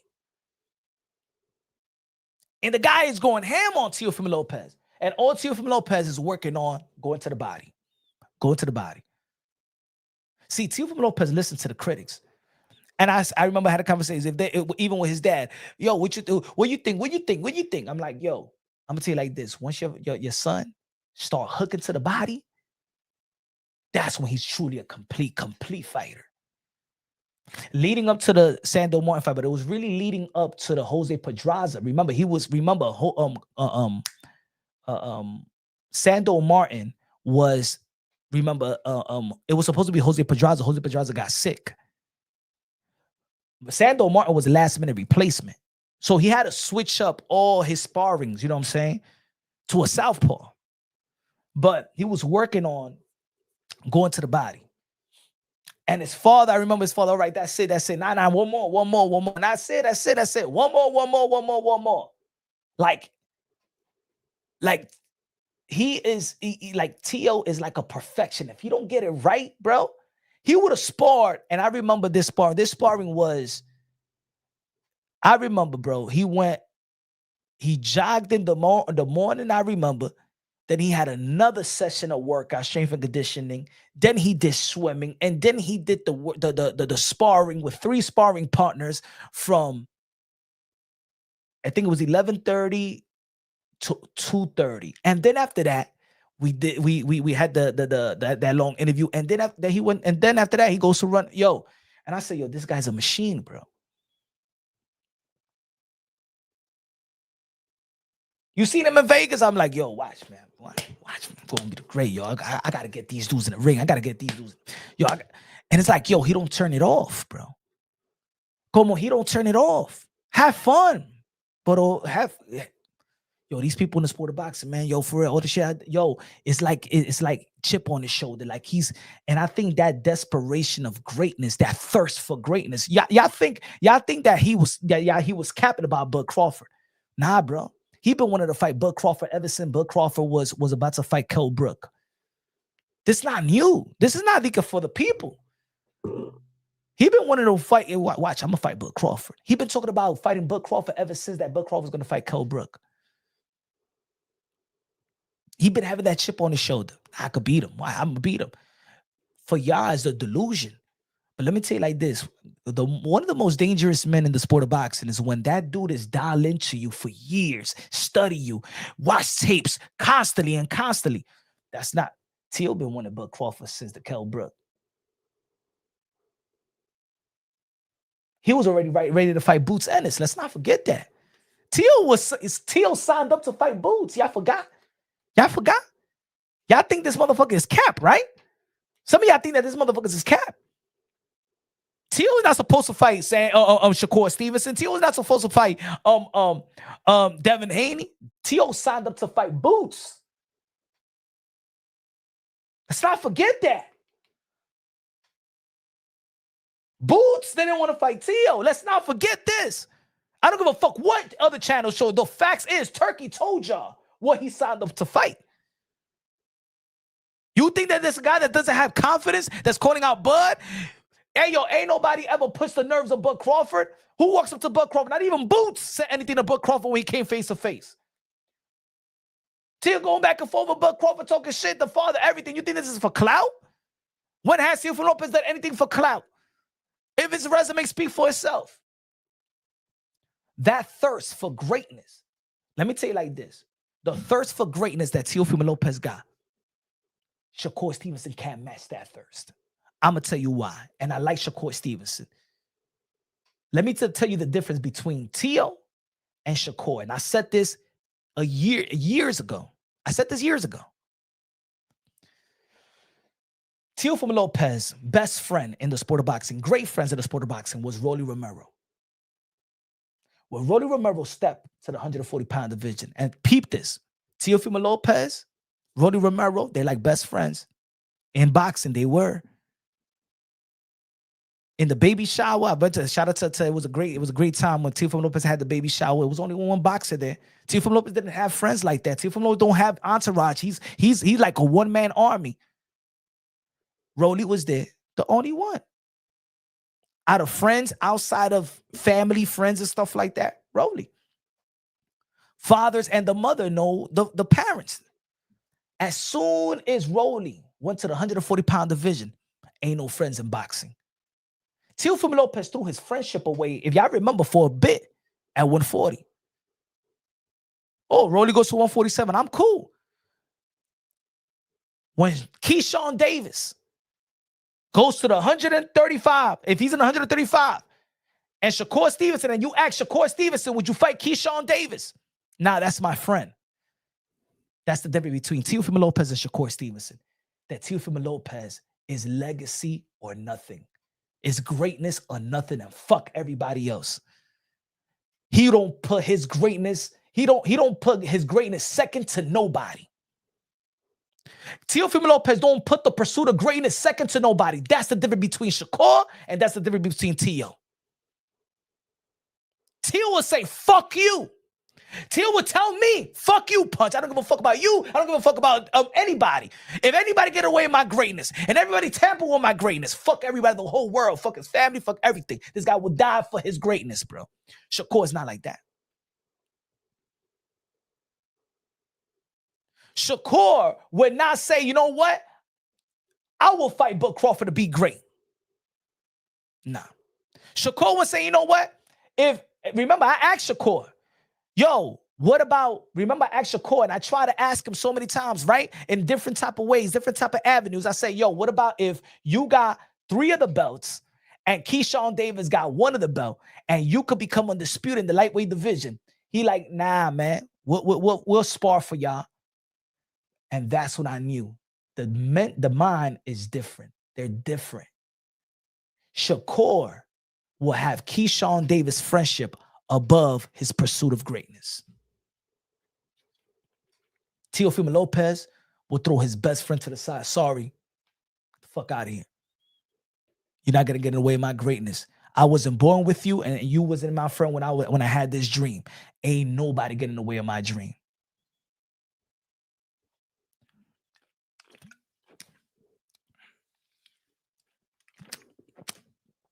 You a liar, Lono's boxing. You can't tell me that. Because T already told me he'll fight Gary Antoine Russell. He said he wouldn't want to fight him, but if he has to, he will fight him. He wouldn't just call him out because they're friends, but he will fight Gary Antoine Russell, bro. You talking about, man? And you don't know T.O. more than me, bro. And you don't know T.O. more than me. Stop spreading lies, bro. Stop spreading lies. He wouldn't want but if it's time to get to get that unification bout, he would. And the same thing Gary Antoine Russell as well. But he wouldn't let friendship get in the way. I'll tell you that.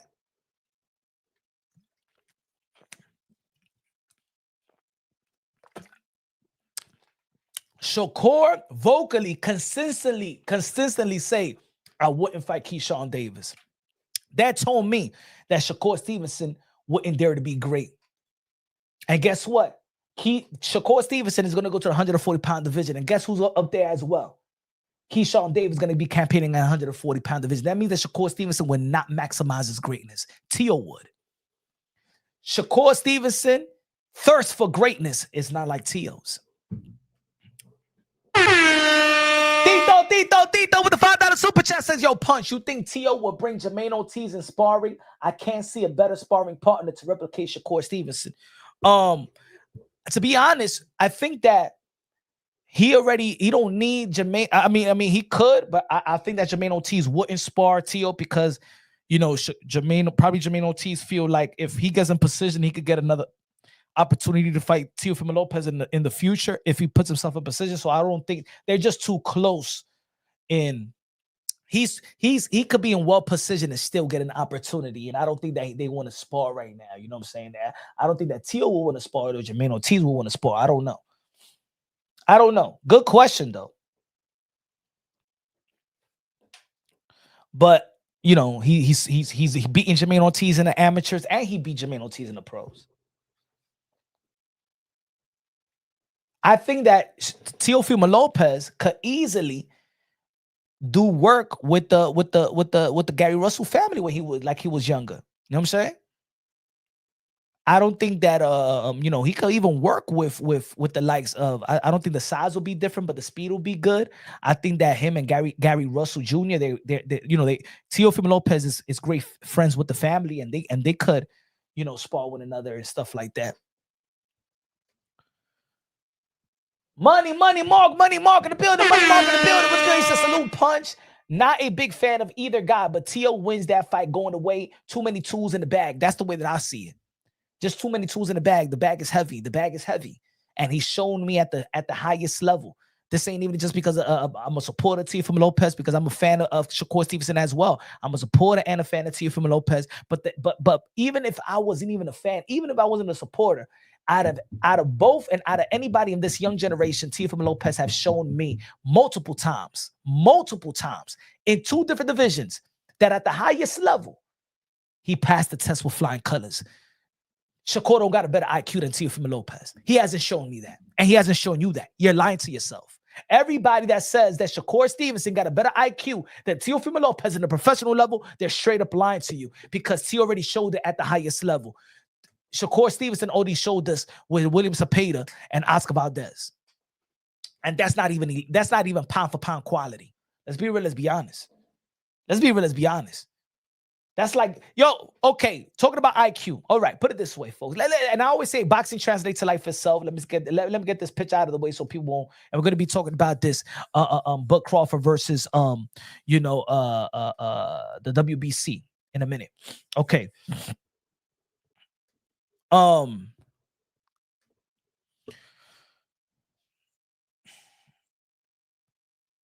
If I take the SATs, right? I take the test, the SAT, the SATs, and give me another test that's known. I pass with flying colors. As a matter of fact, I'm the smartest because I beat the hardest test. I beat the hardest test. Shakur Stevenson gets a quiz. I get a test, an exam, the SAT. Shakur Stevenson gets a quiz, right? I pass with flying colors. The toughest test that you could give anybody, the toughest test. And I give you a good quality quiz of 10 questions. You're going to tell me, oh no, Shakur is smarter than me. Mira, Paloma, no, he not. Thank you, Matón. I take the board test, the SAT, and I pass it with flying colors. The best in the class, the best score. Me, the best score. And then this guy passes a quiz. Passes a quiz in the first marking period. In the first marking period, he passes a quiz. And I pass the board test, the SAT. Oh, no, this guy got a better IQ than me. And they give him the award? Mira, shut the fuck up. No, he doesn't have the better IQ, you piece of human garbages. Shakur Stevenson have not shown you they got a better IQ than Teofimo Lopez. You see how easy that is? It's easy. This is not rocket science, boxing content creators. It's not rocket science. It is not. I don't know.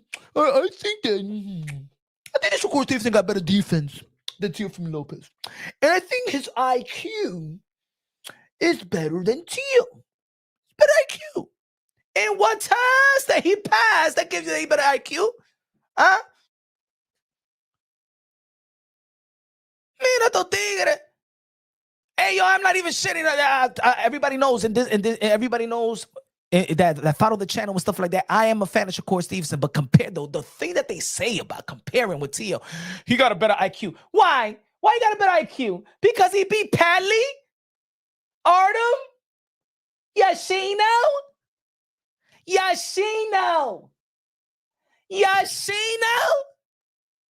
because he went 12 and he.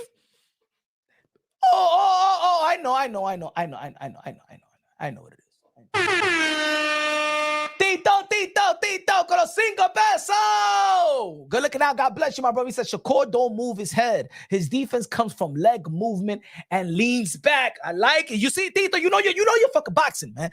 You know what? Man, I love when people know what they're talking about, bro. That's what I said the other day. Leaning back, playing it safe, slip and slide, punching, countering, left hook, whoa. He's not creative like Teo. Teo is creative in the offensive end and the defensive end. He's creative. That's it. Back, that's it. There's opportunities to counter if you film.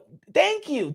Yo, I film study every single day, Tito. Every day. Even if I got to, even when I'm taking a shit, I sometimes be looking at old films. And yo, that's what I've been doing since 11 years old. Since 11 years old. Sometimes I be so stuck doing film study that when I'm taking a shit, my doodle dries up and I gotta get there. I get into the showers and gotta wipe myself and take another shower because.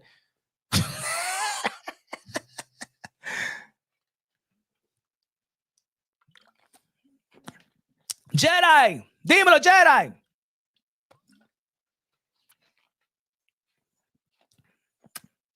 Like, where these guys, this is what it is. These guys are guessing.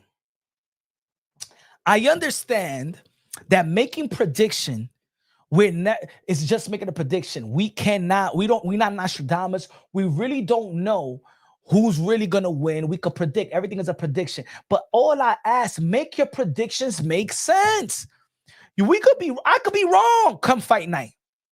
But I'm not saying anything I never seen. I'm not gonna say something I'm not gonna say how is this guy smarter, had a better IQ than this guy. Oh, let me ask you. Okay. So Shakur Stevenson got a better IQ than Teofimo Lopez because when the tough gets going, he runs. Oh, he's smart to run versus Edwin de los Santos. Oh shit! You see Shakur Stevenson, man? His footwork, he ran, man. When the tough gets going, Teofimo Lopez don't run.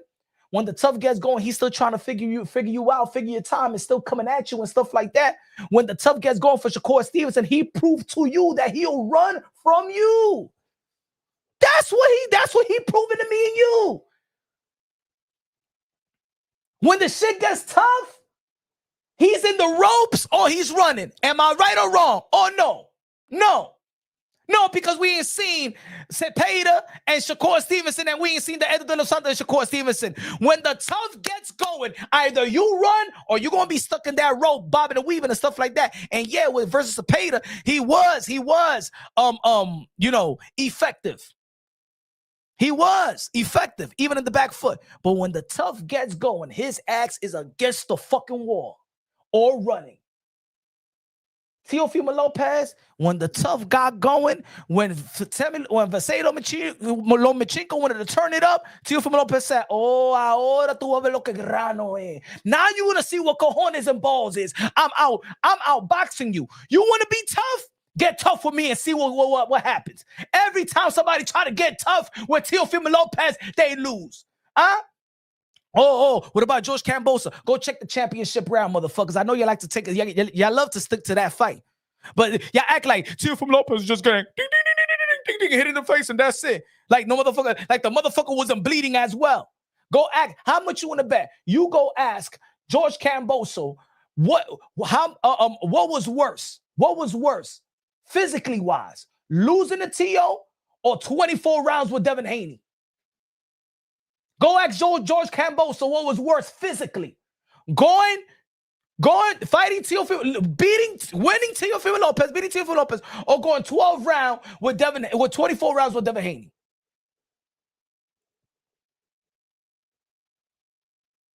My man, I will go 72 rounds with Devin. 72 rounds with Devin Haney.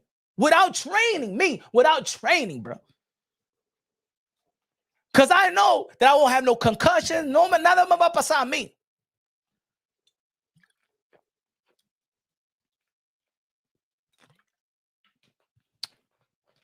They be like,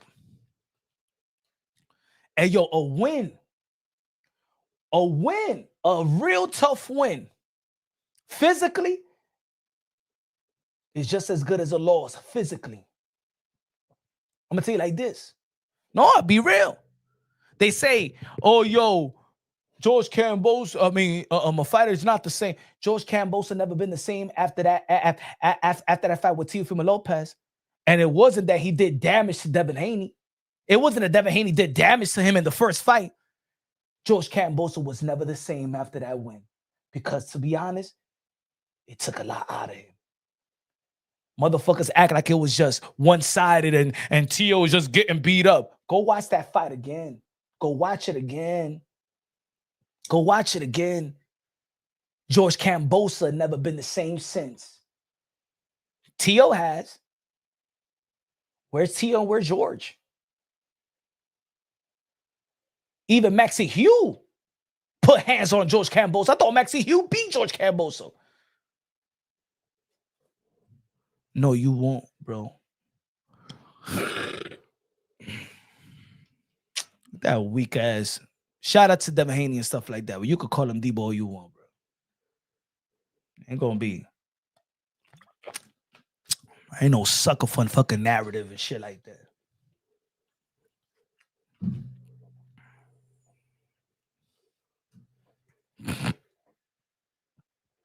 Motherfucker. Shout out to Bill. Bill goes to all these channels and he say one thing and everybody's saying the same shit. Yeah, Debo, what's good, Debo? What's good, Debo? Man, my God, man. Damn, bro. Hey, yo, Bill, yo, stay away from. Yo, I hope that these people don't see Bill in person. I truly think that these people would show their panties to Bill. Bill say, Debo, oh my God, yeah, Debo. Yeah, Debo, Devin. Right, my thumb? Oh my God, bro. My God. Be your own man. Sheesh. Have your own mind. Damn it. That's why I could be cool with Bill. That's why I could be cool with Bill. Because I feel like I'm one of the ones that, and I'm not saying that I'm right, because Bill will prove me wrong in how they move in certain ways, right? But oh my God, the starstruck of people, my God, I'll be uncomfortable, man. If I was Bill, I would really think that men are in love with me in the YouTube.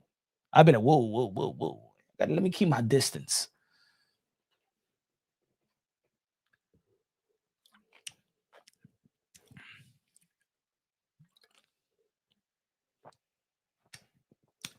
Teo never ran from Devin. Turkey didn't value Devin and Teo fighting. Thank you.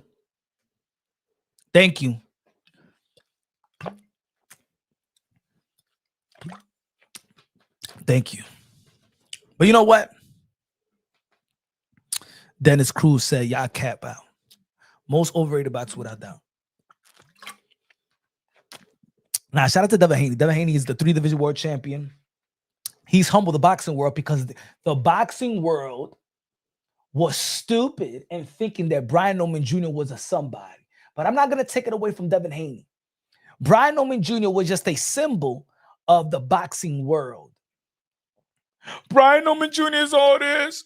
Brian Norman Jr. is dangerous. Brian Norman Jr. is dangerous. Dangerous. Oh my God. Brian Norman Jr. got a better left hook than Ryan Garcia.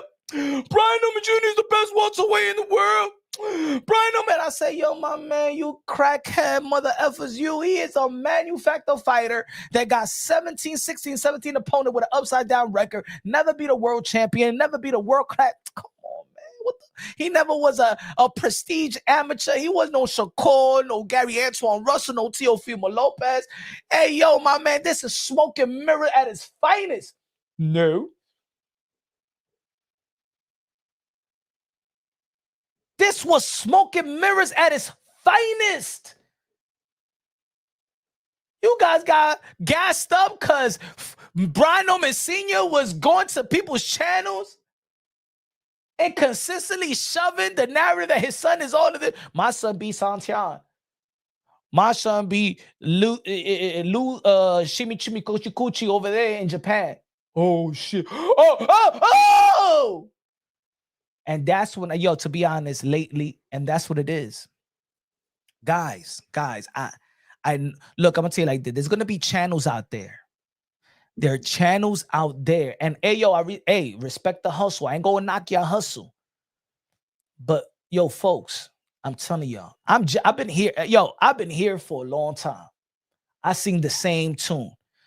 I always say unbiased, logically and objectively. The ones I give the benefit of the doubt, the fighters that I give the benefit of the doubt is those who have done their thing. I'm giving Teo the benefit of the doubt. I'm giving Shakur the benefit of the doubt. I'm giving Devin Haney the benefit of the doubt. I'm giving Bam Rodriguez the benefit of the doubt. I'm giving Usyk the benefit of the doubt. I'm giving Terence Bill Crawford the benefit of the doubt. Canelo Alvarez, Bivol. I'm giving these fighters the benefit of the doubt. These fighters, if you match them up with guys that has not proven, I'm sorry, no. You guys like to do that. And I'm talking about the people in the chat. I'm talking about in general. People like to, in America, and when it comes to American boxing fans, you like to pick the perception over the reality. You like to pick the hype over the it factor. How can you pick Brian over Devin Haney? Like, really? Like, it was like, come on, guys. Come on, man. He did. Come on. I don't even have to be a fan of Devin Haney's style, but come on.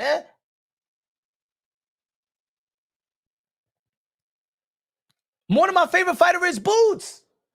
I've been the one that's saying that Boots is the second coming of Roy Jones Jr., but it got to a point where he's 28 years old and he still have not fought these type of fighters. At least Virgil has. Hey, yo, you would have asked me 3 or 4 years ago, who will win? Because I said it as publicly. If you asked me 4 or 5 years ago, who will win, Virgil or Boots? I picked Boots. Now, I go with Virgil. I'm not saying that it wouldn't be a hard fight, but in the lab, but what Virgil been showing me as a boxing fan, that look at the competition he's facing. Time and time again, ladies and gentlemen, Virgil Ortiz, hey, yo, he could use Lubin as a tune-up to Boots Ennis. Virgil is showing me that he's ready. Ladies and gentlemen, Virgil Ortiz is more ready for Boots Ennis than Boots Ennis is for Virgil Ortiz. Those are just the facts right now in terms of preparation, fight, because even with great fights, that means there's great preparation. Says, in the building. Punch. T.O. sounds dangerous, confident, bro. We believe in him. T.O. wins for sure. Hey, yo. If y'all thought y'all saw a great Teofimo Lopez versus Vasily Lomachenko, if y'all thought y'all saw a great Teofimo Lopez versus Josh Taylor, I'm going to tell you like this. Teofimo Lopez is more locked in than he was with Vasily Lomachenko and Josh Taylor. When I'm telling you he's locked in, I ain't never seen him locked in like this. He is locked in. He is saying F you to the whole world, nobody. I don't give a damn about. He doesn't know nobody right now. I'll do this little interview for Ring Magazine because I'm just doing it for, probably for Turkey and stuff like that, for the opportunity or whatever, but I'm locked in. I don't want to know everybody's an enemy. Is my dream or nothing. I never seen, he's in the tunnel vision mode right now, bro. He's in a tunnel vision mode. He's in a tunnel vision. I never seen him like that, bro. In all the years I've known Tio. Put it this way. I don't know him anymore. They say he's in another world, bro. I can't reach. He's in another world.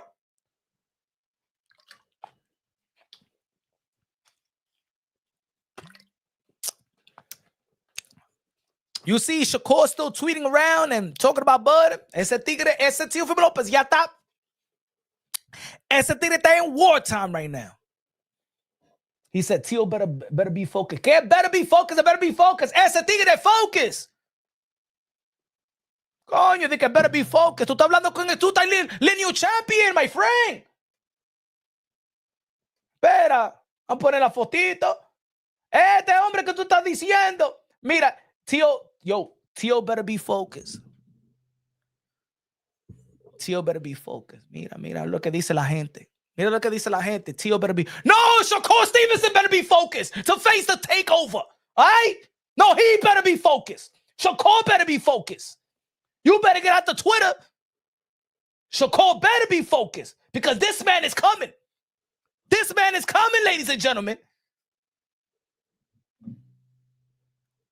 Shit, Tio better be focused. You don't got to tell Teofimo Lopez to be focused. He's proven it to you when he faces dudes that people rely and say they pound for pound. You know who Teofimo Lopez is.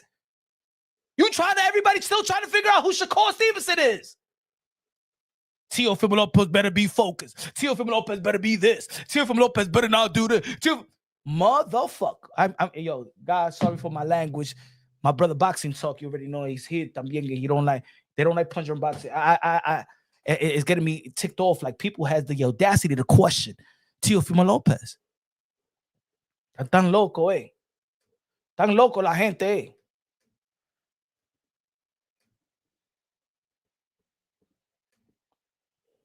I had to look at film of both fighters, everyone. Shout out to Boxing Talk. $10 super chatty party K. He said, I had to look at the film of both fighters. Everyone knows I love Teo and Kerr, but I see what Kerr sees. Would not be surprised to see it looking like Mayweather Judah or Mayweather Corrales. It's a 50-50. All right, I see. Teofimo Lopez, the Mayweather.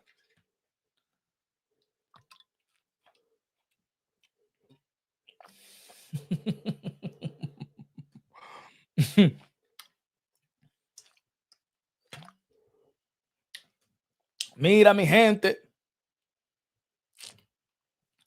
Mira, mi gente. Usted está hablando de Quintillo.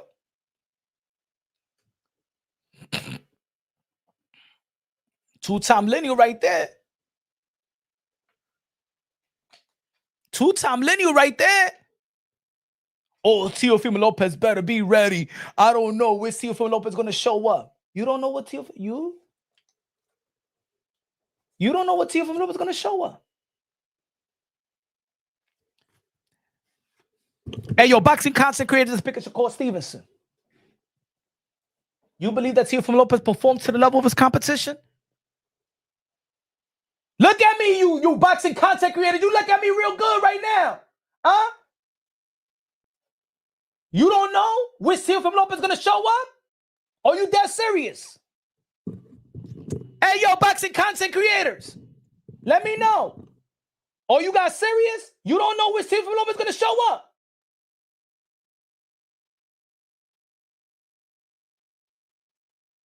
Fans out there, the betting odds, you don't know which Teofimo Lopez is going to show up. You think he got this? How you think? Hey, yo, ladies and gentlemen, how you think he got this? Hey, my friend, don't let these fucking stupid ass boxing content creators let you astray, make you lose your money.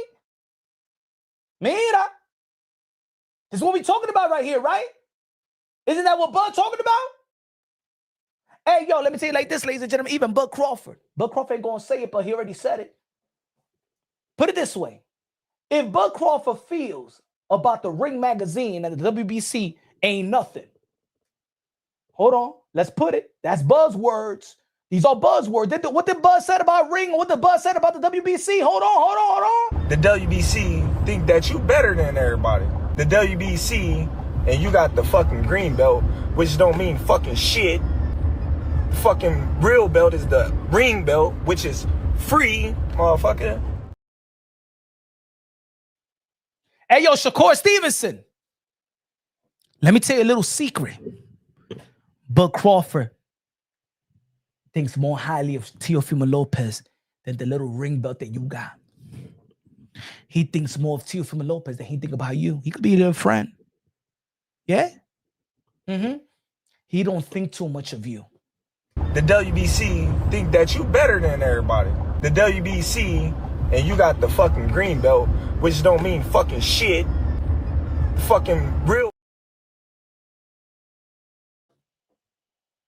Is that what do that mean? Does Bud feel like that for Shakur Stevenson? Huh? Does Bud feel like that about Shakur Stevenson? Oh, so Bud Crawford knows about the ring, right? That's how Bud really feels.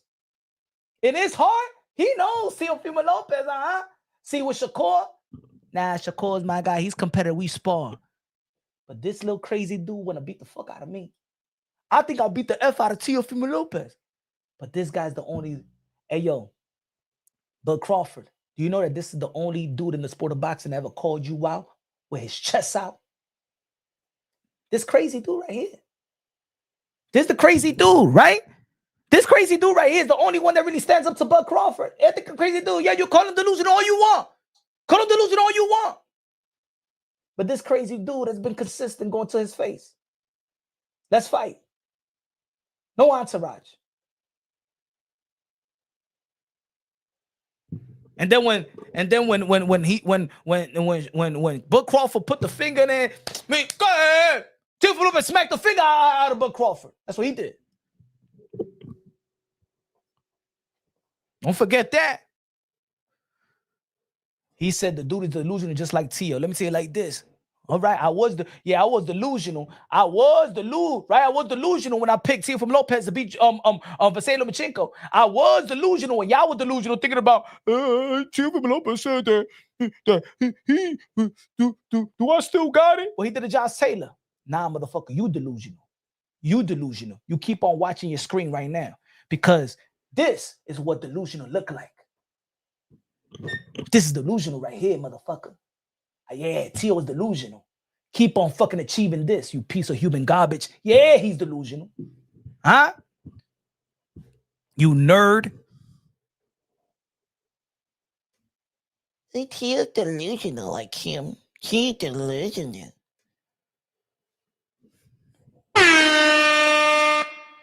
Boxing talk with the $10 super chat says, I had Tio easy. Now I'm not sure. I couldn't see it until I dived deeper. And I love Tio. I can still see Tio dominating, but I see what Kerr sees. And I see what Tio sees. It's closer than I thought. I always thought it was going to be a good matchup.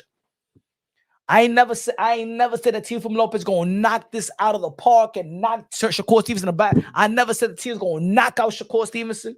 I'm not saying. I said that this is gonna be, when the smoke clears, is gonna be the best fight of this generation. It's going to be Teofimo Lopez winning 116, 112, 115, 113. But I'm leaning towards 116, 112, and 115, 113 around there, stuff like that. That's how good it's gonna be. It's gonna go to a decision. I gotta go into a decision. That's how good it's going to be. And I think that it's going to take time because of the respect. But let me tell you like this.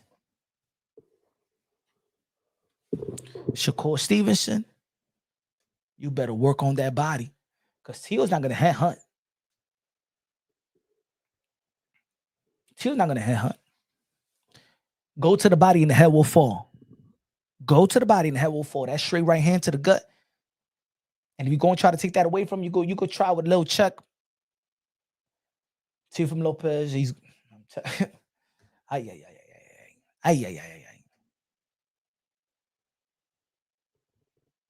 But let's talk about this, folks. Let's talk about this. Can't nobody get this belt. WBC, they could give anybody a belt. WBA, give anybody a belt. One thing they can't give is this one. You gotta earn that one. You gotta beat the man and beat a man. All right, ladies and gentlemen. Smash that like, smash that like, smash the like. Team Bud versus Team WBC. Who is in the right and who is in the wrong? Come on now. Who's in the right and who's in the wrong? La camiseta, WBC. WBC. No. I'm going to say it right here, right now. I side with Terrence Bud Crawford. But I don't think he's right. But I side with Terrence Bud Crawford. I'm on Terrence Bud Crawford's side. But not because I believe that it was right for him not to pay the WBC. I'm going to say it again. I know that sounds kind of like, you know what? But it is what it is. You know, when you have your friends or you have your kids, right? And they know that, you know that they the one that behaved bad. You know that they initiated the fight or they initiated why the two kids got suspended. But you give your kid the benefit of the doubt. You know that he was wrong, but you're going to keep it under wraps. You're going to keep that. You're going to keep the criticism in the house, right? I sided with Terrence Bud Crawford, But I know he was wrong not to pay the WBC. And the reason why I sided with Terrence Bud Crawford, I believe the reason why other people sided with Terrence Bud Crawford, not because we thought that he was right, because not paying the sanctioning fees, knowing that you need to pay sanctioning fees. You've been a champion for more than a decade, so you know everything about sanctioning fees. You know the rules about sanctioning fees. You not paying is a scumbag move, is a scam, in my opinion. Yeah, I'm siding with Terrence Bud Crawford. I'm not happy with him not paying. I don't agree with him not paying, but I side with Terrence Bud Crawford because the WBC has been going on this shenanigan crusade with the rankings. We're ranking fighters, just like ranking Conor Ben, #1 in the 147-pound division, ranking Manny Pacquiao, one of my favorite fighters, it become 5 just to get a world title from Mario Barrios, ranking Keith or Tom Thurman, who been out in 154 and get him in mandatory position in the face of Honduras and stuff like that, ranking the WBC franchise that sabotaged the legacy of Teofimo Lopez, the one that didn't get the Canelo Alvarez versus, you gave it to Canelo Alvarez, so we won't see the Jamal Charlo versus Canelo Alvarez back then. The not mandating the David Benavidez versus Canelo Alvarez. Not mandating the Dillian White early and stuff like that. All these shenanigans has run its course. And I think that they needed to be taught a lesson. The WBC needed to get played. And that's why I side with Terrence Bud Crawford. Not necessarily because I think that it's not good that he didn't pay, but because somebody needed to play the WBC.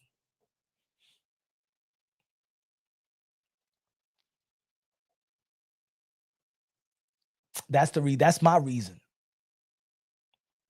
What y'all think in the chat? Because I have a lot of things I could say. And I've been saying a lot of things on X, formerly known as Twitter, on my Twitter account. Terrence Bud Crawford, in my opinion, has been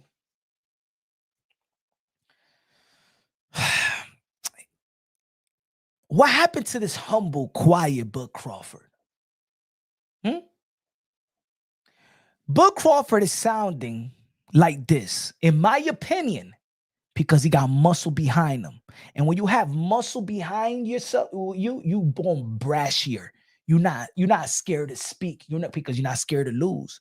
You're talking like this because you got backup. You didn't speak like this. Not even when Earl Spence said that in the New York City press conference. When Earl Spence was the one that says, where these sanctioning fees going to? Bud Crawford ain't say nothing. Bud Crawford ain't say nothing.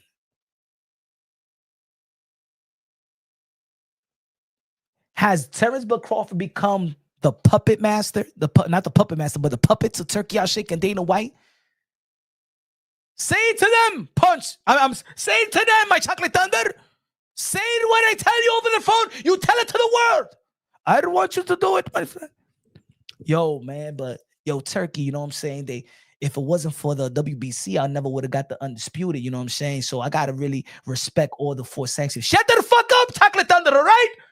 I'd put those 50 million in your pocket, all right? It was because of me you got the opportunity to fight Canelo Alvarez, you bitch. You would go out there and publicly, you talk about him.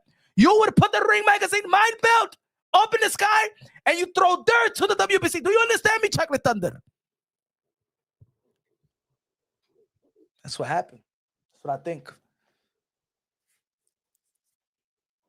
And all of a sudden, then we hear this energy. Don't pay them. Do not pay. You remember Turkey Al-Sheikh in the press conference in New York City and Radio City, I think it was Radio City Musical, when he was going to take the picture with Canelo Alvarez and Bud Crawford, and then Turkey Al-Sheikh, get that WBC out of my stage. No Canelo Alvarez, get that WBC out of the stage. All right, TK on ring.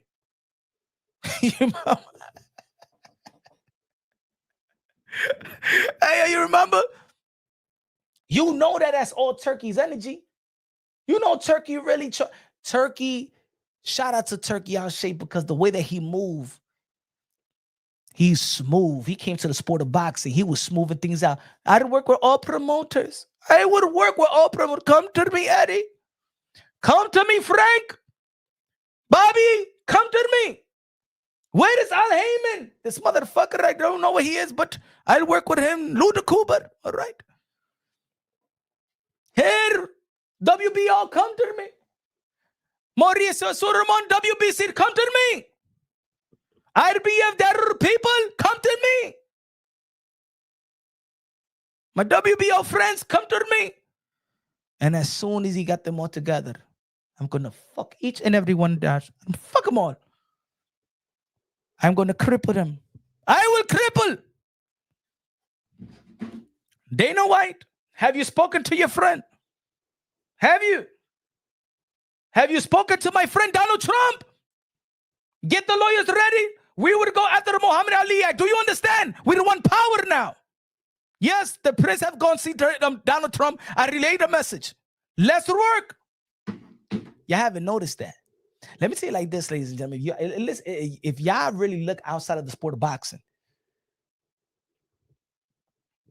you know that Turkey on Shea, that Dana White is working with Donald Trump. You know Donald Trump is giving the Dana White the blessings and the power to do what he's doing within the sport of boxing. That's gonna be a whole nother content. That's gonna be a whole nother live. I'm gonna tell you like this: it's not gonna be a fun one. It's gonna be the type of live that is like with Daniel Cunningham, that is just too much. Just punch talk about boxing, but the shit is highly political. What's going on behind the scenes? It's not lit. I'm telling you, folks, it's not little people handling this shit. Oh, they have got his blessings. Boxing talk with the $5 super chat, with the $10 super chat. Good looking out, my brother. Said, what happened to Tio with the franchise belt, altering man's legacy? How many others has this happened to? Benavidez never getting the opportunity. Ryan Garcia getting a shot ever. Yes, over Polanco. Yes, that's the reason why I side with Terrence Bud Crawford. That's why I side with Terrence Bud Crawford, because the shenanigans of the WBC has run its course. If you call to yourself undisputed, you need to pay to play simple. Says Rob said, it's true. And that's what it is. Bud Crawford, the WBC wasn't shit when you got the opportunity to face Canelo Alvarez. You ain't say that about the WBC when you're about to face Earl True Spence. You ain't say that about the WBC when you're about to face the dude that you beat in 140. Oh, you was good to pay the sanctioning fees, and now they ain't shit to you. Can you imagine, ladies and gentlemen, if you buy this girl that was flat-chested and got no ass, and you buy some good ass, and you got some good teeth, and because she was a little bit pretty, she was pretty, she just didn't have all the equipment, and you buy good ass, both booties, not even in Colombia, you got it over here in America, because new sets of watermelons, huh? You buy her new sets of watermelon.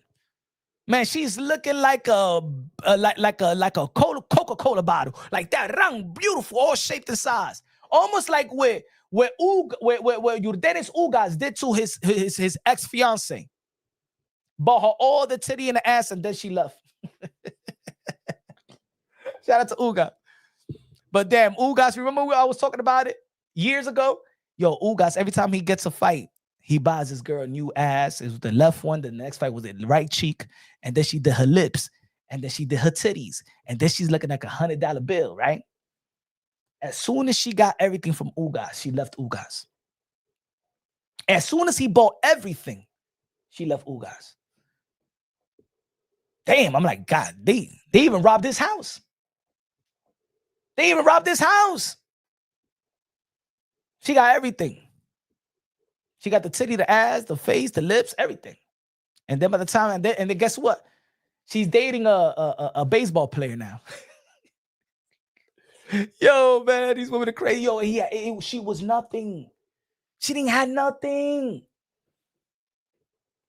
Can you imagine you buy all that, you invest in all that stuff, and then they act like, the thing with Terrence Bud Crawford says, F you. F me. Mauricio Suleiman, what the hell? I gave you opportunity to be undisputed. See, the thing is that you don't, this is Suleiman, you think you wanted to be like Canelo Alvarez.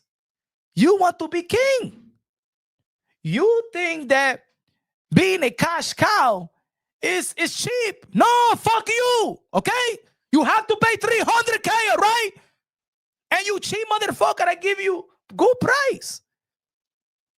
I'm not charging you 3%. I'm charging you 0.06%, $300K. But you cannot give me money. You cannot handle it. Eh? Canelo didn't complain. Eh? Oscar de la Hoya didn't complain. Manny Pacquiao didn't complain. Floyd Mayweather didn't complain. Mike Tyson didn't complain. Muhammad Ali didn't complain. Lela didn't complain. Duran didn't complain. Nobody complained. You a cheap motherfucker. That's what it is. All right? You people don't pay. All right? You people don't pay. I don't want to say it, but you people don't pay.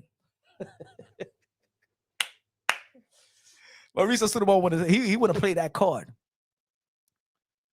This is why I don't want them to represent. Always complaining, these people. Huh? That's exactly what the sanctioning bodies get for letting Crawford jump the line for undisputed. Oh, yeah. And you know what? It's true, Uptown. That's exactly what the sanctioning bodies get for letting Crawford jump the line for undisputed instead of making Canelo fight Benavidez. Crawford didn't speak up for when EJ and Ward spoke about the belts. Facts. When 3 years ago, Andre Ward spoke about it, you ain't hear shit from Terrence Bud Crawford. When Earl Spence spoke about it 2 years ago, you ain't hear nothing. Ese tigre un mal agradecido. Ese tigre un mal agradecido. Hey, yo, if I had a business, I would never do business with this man. I don't care how great he is. Ese tigre un scum when it comes to business. He's unreliable. He's unreliable. And you know what? I've been tired. In the beginning, you know what I'm saying? I gave him the benefit of the doubt. But when I did my study, I talked to whoever I need to talk to in the sport of boxing. This guy, the narrative of Bud Crawford. Oh, he's been blackballed. Oh my God, this victim. Oh, he never got an opportunity. All fake narratives. Basura narrative. This man has been the most privileged fighters of this generation. Bud Crawford has been one of the most privileged fighters of this generation. Always given opportunity. Terrence Bud Crawford was getting paid more than all the welterweights, guaranteed. Terrence Bud Crawford was on ESPN. Terrence Bud Crawford having pay-per-view events. Terrence Bud Crawford could have fought the Thurmans and the Spence and the Porters a long time ago. Don't let the narrative fool you. I am tired and sick and tired. And if anybody come to my channel with this weak narrative, I'm blocking you myself because I'm tired of these lies. I'm tired of the fucking fake narrative that this man was held back. No, he was not. No, he was not. Never. Why didn't Bud Crawford petition when he was the undisputed in 140? Why he didn't petition for the WBC to get him the Earl Spence? He went after Jeff Horn. He's a fraud. The narrative is a fraud. I'm not going to say him as a fighter is a fraud, but the narrative is fraudulent. The narrative is fraudulent. This guy does business. What's the word for it? Bud Crawford does business in bad faith. In bad faith. Bud Crawford won the world when he put the world, when the negotiations of Earl Spence and Bud Crawford for a whole year held the 147-pound division hostage. Even Mauricio Sudamo said that all the sanctioning bodies would not make a move until they get that fight done. That everybody was all in sync to get this fight with Earl Spence and Bud Crawford. You know what Bud Crawford was doing when they were negotiating with Earl Spence? Negotiating with Frank Warren and BOK Prime. Negotiating in bad faith. Ese tigre. Negotiating in bad faith. As a matter of fact, he put the fight in jeopardy with Earl Spence. Luckily, that Earl Spence was honorable. And Earl Spence say, I know he fucked everybody over. I know he wasted everybody else's time. But I don't want to fight nothing. I want to be undisputed. I don't want to fight nobody but Bud Crawford. Earl Spence is the honorable one. Earl Spence was the one that spoke against the sanctioning fees when he had the belt and still paying the sanctioning fee Ese tigre un fro, ese tigre un scumbag. He said, you reaching, bro. Get reaching, my brother. Get reaching. I'm telling facts, bro. Yo, why everybody always want to shoot at punch on boxing when I'm speaking facts? Tell me when I'm lying, my brother. I'm not reaching. These are the facts. He put that in negotiation with Earl Spence and went to BLK Prime to face David Avanesian in Omaha. David Avanesian was promoted by Frank Warren, my brother. You guys got faked over by these stupid ass narratives, bro. Oh, ahora di que no, Pontron Boxing no liar over here. Everything I say and sue me, okay? Eddie Gomez, my name. Sue me if I'm talking trash. I'm talking fake, okay? Ese tigre un scum when it comes to the business of boxing. But one of the greatest fighters to ever live. Always acting like a fucking victim. They keep things from me. Oh, I'm blackballed. Oh, they didn't want to fight me. Oh, shut the hell up, bro. You signed the extension of Top Rank. Nobody told you. Manny Pacquiao even won a PBC. Get out of here.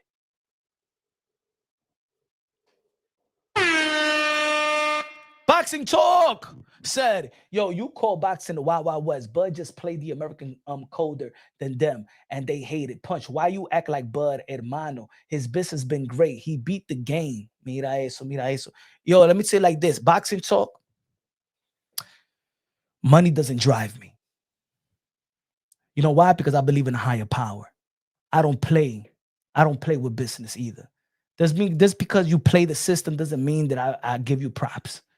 I like honorable human beings. I want to deal with honorable human beings. If a poor man is honorable, I deal with honorable poor people. I know people that got money that's honorable as well. I don't care about playing this. I don't care about, hey, yo, ladies and gentlemen, I've got to situations where I could go to a restaurant and I don't get good service, but I don't blame it on the busboy, and I still leave a damn tip. I don't go to a restaurant and don't leave a tip. Never in my life when I had enough money to even tip $1 or $2. I never walk out without leaving a tip. I'm no scumbag. I'm sorry, Boxing Talk. He's a fucking scumbag, okay? Because he's supposed to pay the motherfucking shit. You pay like everybody else. Everybody else paid. He's talking about, oh, the WBC think that they're better than everybody else. You think that you're better than everybody else, not paying. Canelo paid. Every fucking legend paid. Fuck that shit. I don't give props because you got over on me. I don't give you props because you beat the system.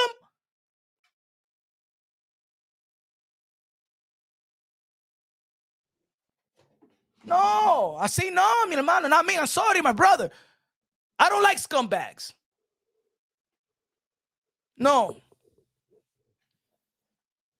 If we have an agreement, hey, yo, ladies and gentlemen, yo, I got payment on the car. Do you know, yo, I got to pay the same amount. Yo, my car is not worth when I bought the car. When I bought my car in 2020, it's not worth the same way, but guess what? I'm paying the same payment that I was paying when the car was new. Oh, I'm going to go to the dealership and I'm going to tell them, oh, no, I'm not going to pay and shit like that because my car is not worth what it used to be. I feel like you're robbing me. No, I still pay. I'm honorable. If me and you have an agreement of business and I know that I got to pay and I got to pay the fee, yo voy a pagar, mi hermano, yo lo pago, yeah. Because at the end of the day, anybody could steal from anybody. I could go to the gas station right now, walk in and steal a gallon of milk. And he won't even know.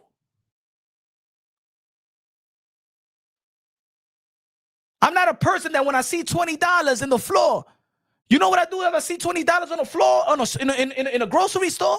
I'd be like, yo, my man, somebody dropped $20 and I give it to the damn and I give it to the counter. You know what? And put it, no, you no soy así. You no soy así.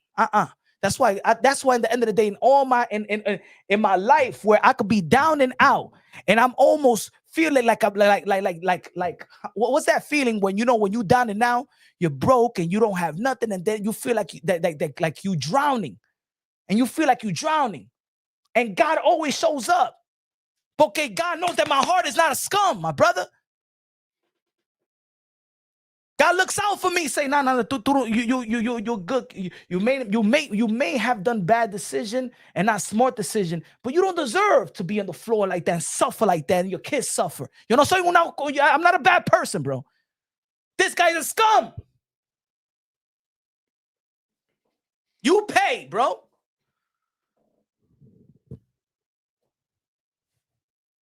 No, I see no. I mean, no, I see no. We got to call it what it is. I'm not saying this guy is perfect either. But you want to be undisputed. And this man gave you the opportunity for you to be undisputed. You walking around, oh, the belt don't matter, but you still walking around saying that you undisputed, bitch. Make it make sense. And I'm not saying that he's a bitch as a fighter, but he's putting a bitch move. And if his people not going to check it, then I'll check it. I don't have no respect. I don't give a damn who he is. He don't put no damn money in my pocket. But Crawford ain't shit to me. No, Mauricio Sudamo ain't shit to me. Well, we can't keep it real.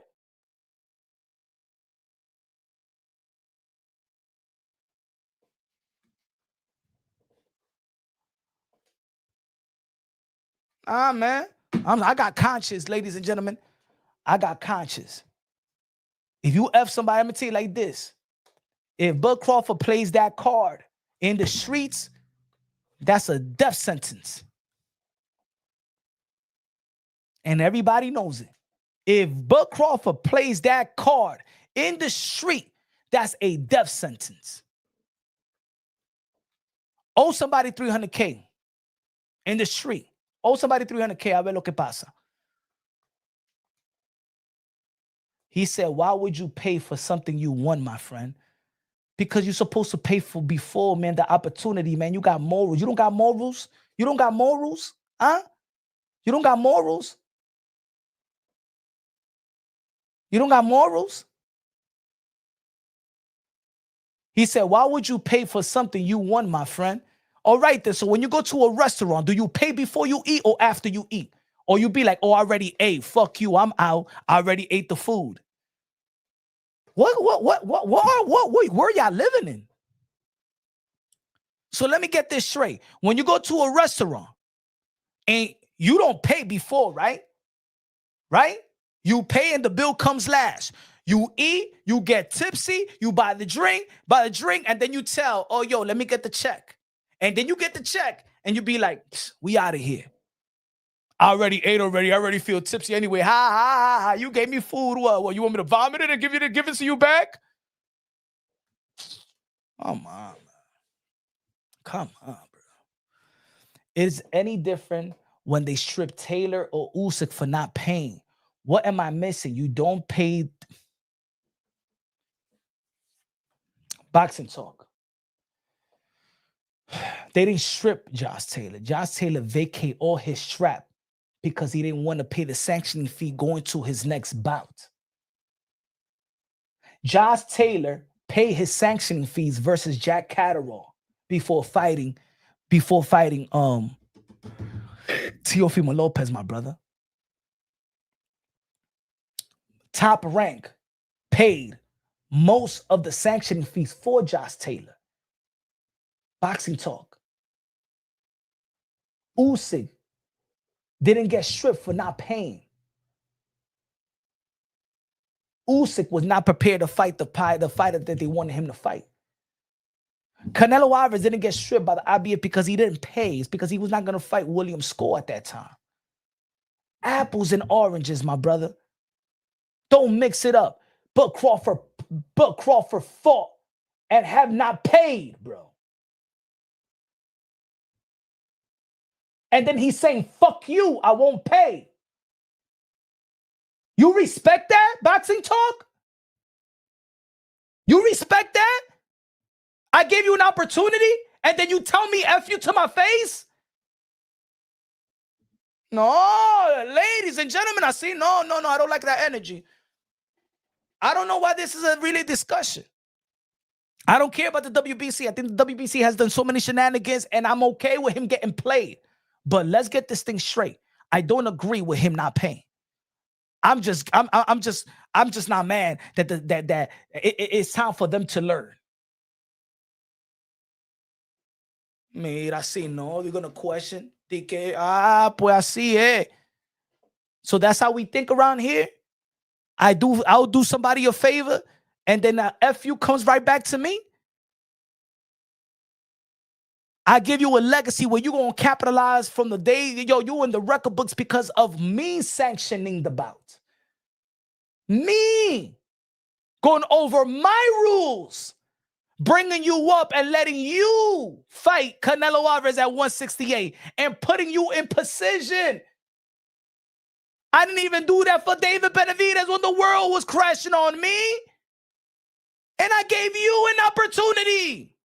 You piece of human garbage. Así yo le hablo a Buck Crawford si yo era Mauricio Sudamon. Hey, yo, Mauricio Sudamon, you being too nice. Mira, you Buck Crawford, you piece of human garbage. I gave you the opportunity. That shit that you parading around being undisputed, I gave you the opportunity, you fucking bitch.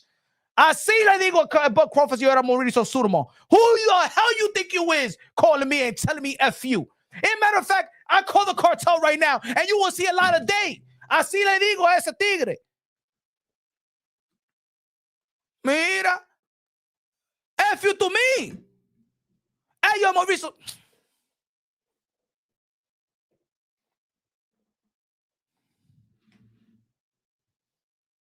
Hey, mira, hopefully that this guy don't have no cartel ties. Ese tigre is disrespectful, bro. And he's only disrespectful because he got turkey up his ass. That's what it is. Because that's not Buck Crawford. That's not Buck Crawford. Caesar with the $5 super chat. Good looking out, my brother. Appreciate you. That's not Buck Crawford. Buck Crawford ain't never complained about no sanctioning fees. He's been a champion for more than 10 years. He's been unified, undisputed for all these years. What? Because he got extra zeros in his purse. Now he see extra zeros on sanctioning bodies, and he like, oh, well, hey, yo, you win $50 million? Well, the fees are up. Is the Buck Crawford era? Oh, you think it's gonna be cheap? Mira that thing that everybody in the history of the sport of boxing pay their sanctioning fees at the Muhammad Ali and Mike Tyson. No, you think that you better than everybody else. You think that you better than Mayweather and Muhammad Ali and Mike Tyson and Oscar De La Hoya and Manny Pacquiao. You ain't shit compared to them, Buck Crawford. You ain't shit, you dirty bastard. Así yo le digo a ese tigre. Oh, you saying he didn't pay for the fight from the previous fight with Canelo? Oh, I didn't know that. I thought he didn't want to pay for the next fight. No, he didn't pay for the Canelo and the Mazurmov. That's why they stripped him. And when Mauricio Sudamon is calling him, hey, yo, my man, you got a bill. He didn't return his call. And then he goes on live and calls him all these names. Mira te tigre. Look at this piece of human garbage. He gave you the opportunity to do something that you never did, that nobody in the history of the sport of boxing did in your life. And the middle finger you give to him for $300K, in which you got 50 million, plus you're gonna get more because of the opportunity and the victory and the legacy. Yo, this guy is the scum of the earth when it comes to the sport of boxing. This guy's a scum bucket, bro.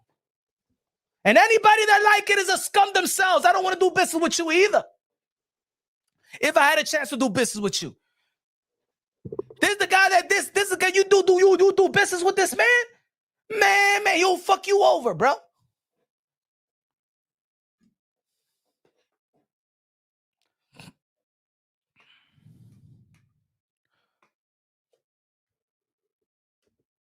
He went to dinner, ate the food, and ran out and didn't. Yeah. No. Even worse, boxing talk. He went to dinner, got drunk, threw a party, said that I'm the best and I'm having a good time, and the bill came and he told the owner, F you, I'm out of here. I ain't paying shit. You think that you better than the other club that I pay less? That's what he said.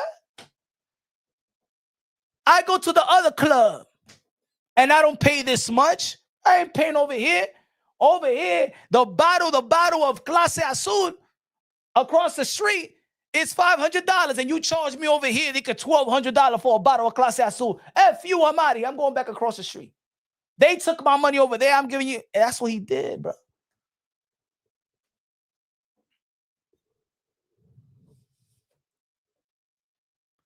But you know what? The WBC, you got played. You done enough shenanigans and you have frustrated the boxing world to the point that nobody feels sorry for the WBC. I don't feel sorry for the WBC. I don't agree with Bud not paying, but I don't feel sorry for the WBC. And a matter of fact, Mauricio Sudamo, why wouldn't you take the money before the fight like you're supposed to? Because the sanctioning fees are supposed to be paid before the fight. Now, there's fighters around. Put it this way. Now, there's fighters that's talking right now as we speak and say, yo, I had to pay sanctioning fees before the fight. Also, this dude, he be letting these other guys not pay sanctioning fees. And he'll take my chump change quicker than the master. He'll take my chump change right before the fight. I can't even get in the ring if I don't pay before the fight. So something is lost in translation. You got Mauricio Sudamo on the WBC. You got to take responsibility for him playing you dirty as well. Because if you would have followed your own rules, you would have told Bud Crawford, give me my sanctioning fee before the fight, or I'm not going to sanction this bout. You got played. But because you was careless, because you was breaking your own rules. See, because if Bud Crawford didn't pay you for the Majimov, why are you going to go into another fight and letting him and him not paying you before the fight? He said himself. Mauricio said that he didn't pay for the Majimov fight and for the Canelo fight. So if he didn't pay for the Majimov fight, why you let him fight the Canelo Alvarez fight, or why you sanctioned that? You know why? Because somebody told probably Mauricio Sudamo, don't worry, I would pay. Don't leave him alone. Don't worry. I'd get it. I would pay. This is smart money. Mauricio probably got, yeah, I'm working with Turkey and all them. I'll get my money. And then Turkey told Bud Crawford, we're not giving him shit.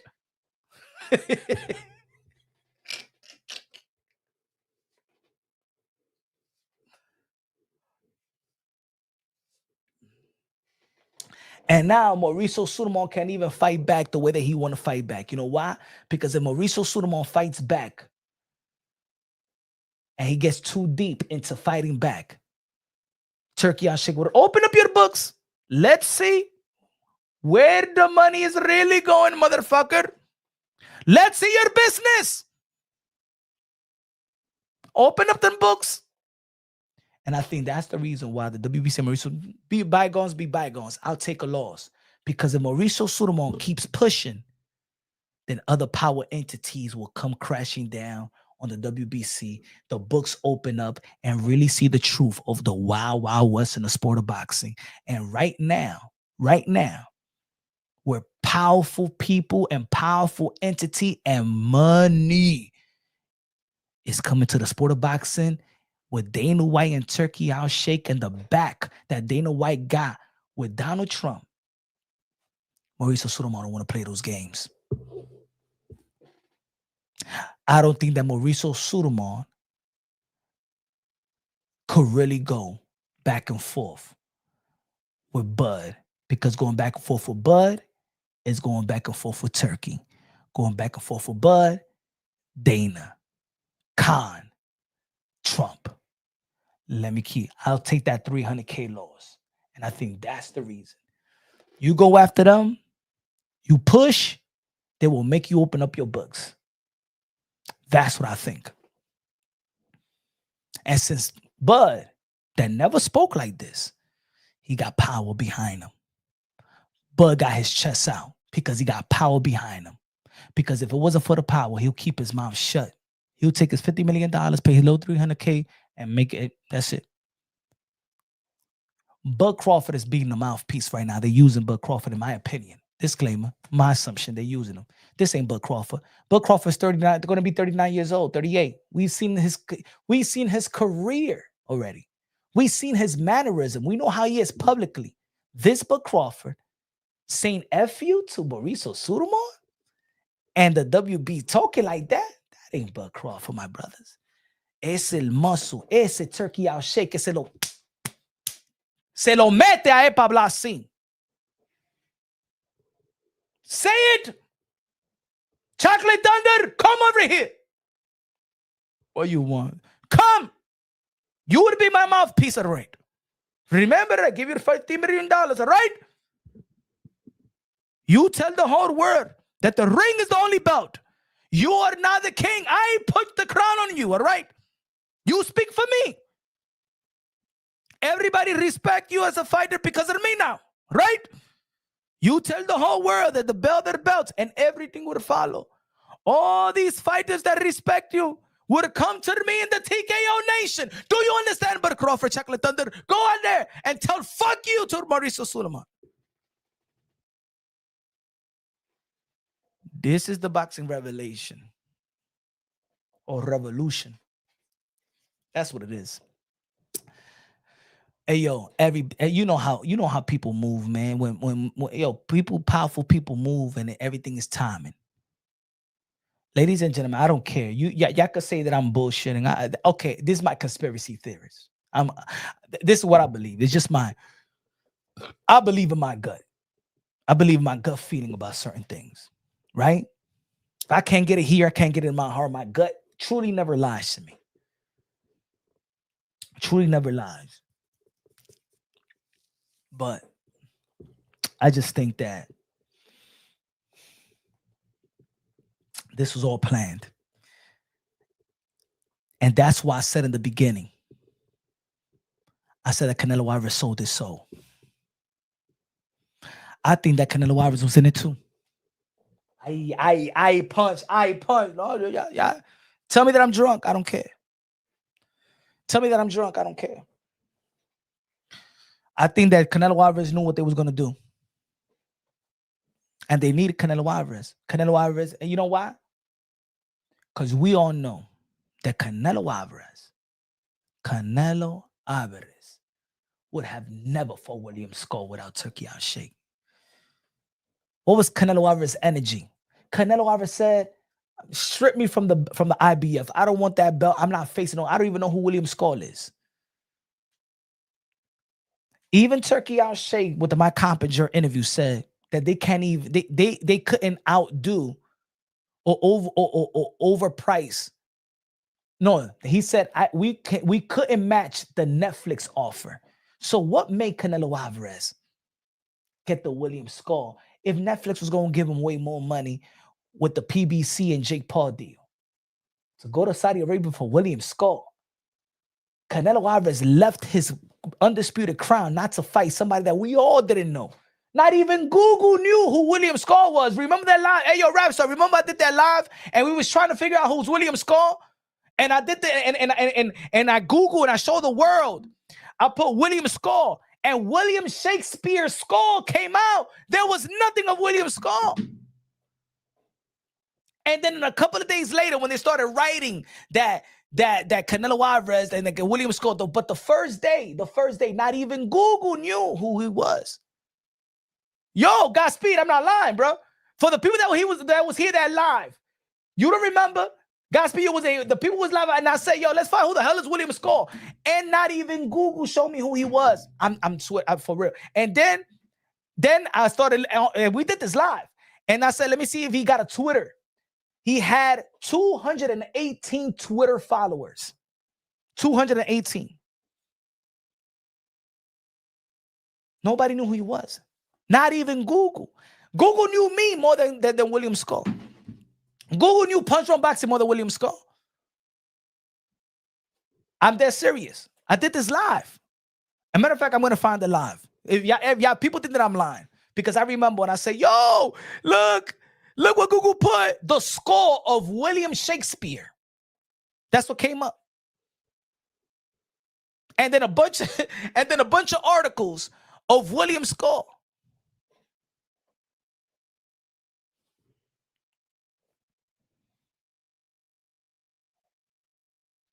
Canelo Alvarez.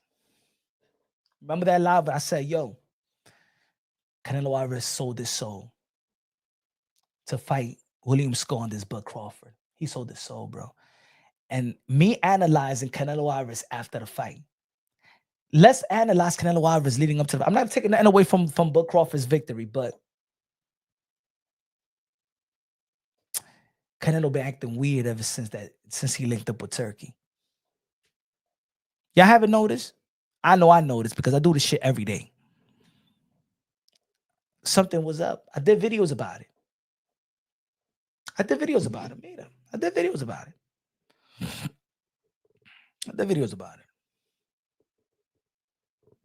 Hold on.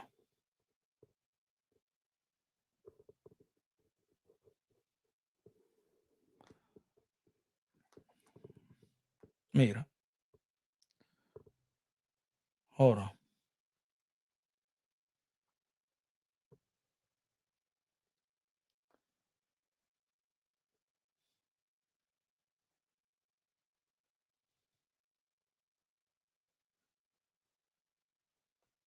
Hold on. I don't get no credit. Hold on. It's not ready.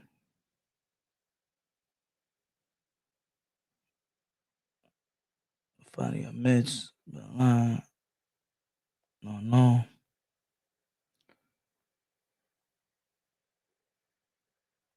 Remember that I did this video? What the fuck is this shit? Stop the friendly shit. Canelo and Bud having dinner together with Turkey. Opponents having dinner together. What the hell we hear that? When do we ever see that? Oh, do you think that we're gonna see Shakur, Stevenson, and Teofimo Lopez having dinner together? You know that we're gonna see Devin Haney and Teofimo Lopez having dinner together? Canelo having dinner with Bud Crawford. You remember that? Y'all remember that, right? Y eso. Nah. Business transaction to me.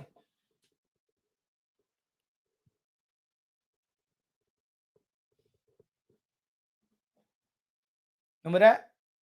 Warning Canelo of being set up to lose by those who try to sabotage him. Remember when I said that Dana White, remember that time when Dana White had the same, remember that Turkey put on a UFC show in Las Vegas the same time where Canelo Alvarez was fighting, and I said, look at how the UFC and Turkey Al Sheikh tried to sabotage the event of Canelo Alvarez. Y'all remember that?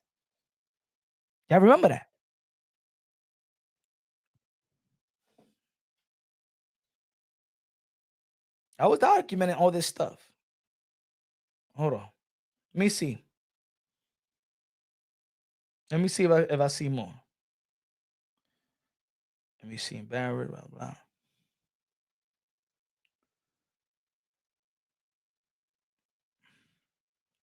Buzz Nightmare. Blame Canelo on the east side. What is this? Deny.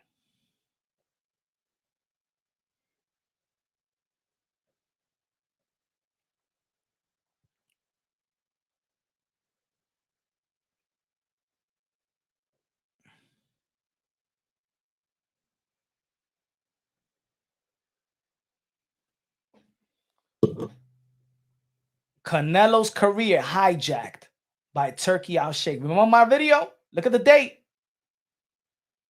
Look at the date. Yo no estoy hablando mentira. I mean, I smell something coming, bro.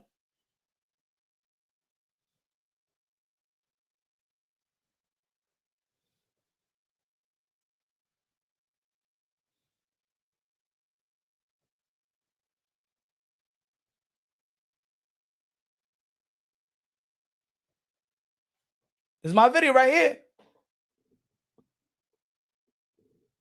Sellout. Canelo abandons La Raza after signing a 4-fight deal.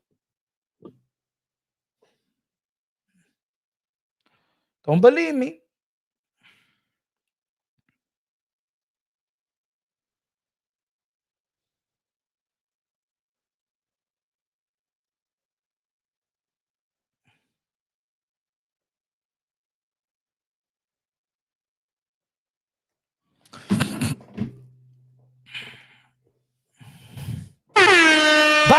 Boxing talk. Explain Trump and Dana's politics. I didn't know the belt stuff. Punch, you right. Canelo didn't hold a WBC at the press conference. Wow. How you think fighters feel behind the scenes? You think this is changing boxing? It's always, look, you're always going to need the most powerful boxer to change. I think it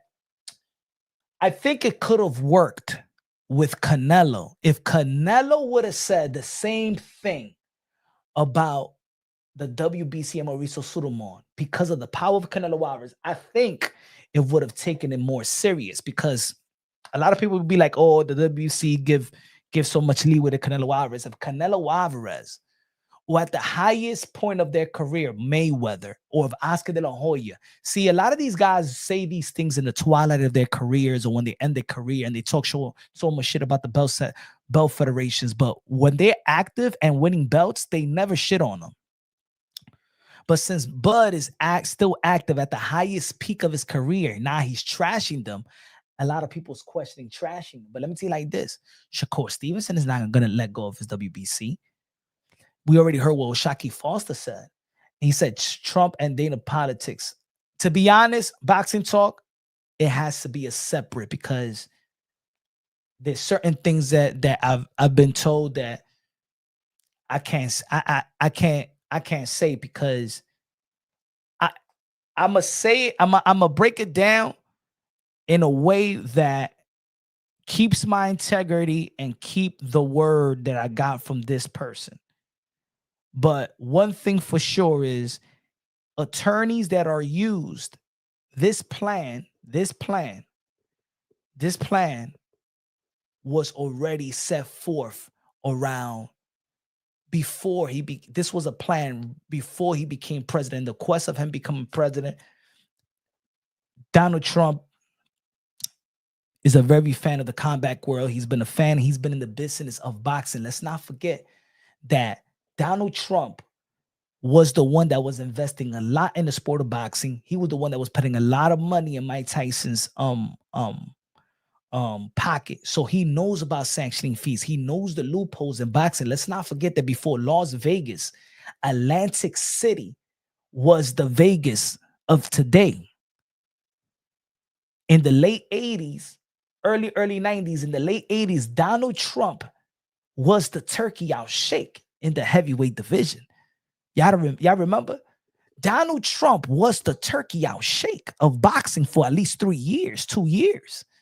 In the Mike Tyson era, Donald Trump was working with Don King, Bob Arum. So Donald Trump knows these loopholes. He knows the business of boxing. He got in others' endeavors, but let's not forget Donald Trump was in boxing. And Dana White wants the blessings and stuff like that. And when this individual told me, yo, shit is going to change and TV networks is going to change and they're going to abandon all that stuff. I saw it like, oh shit. You told me this shit a year ago and look at now.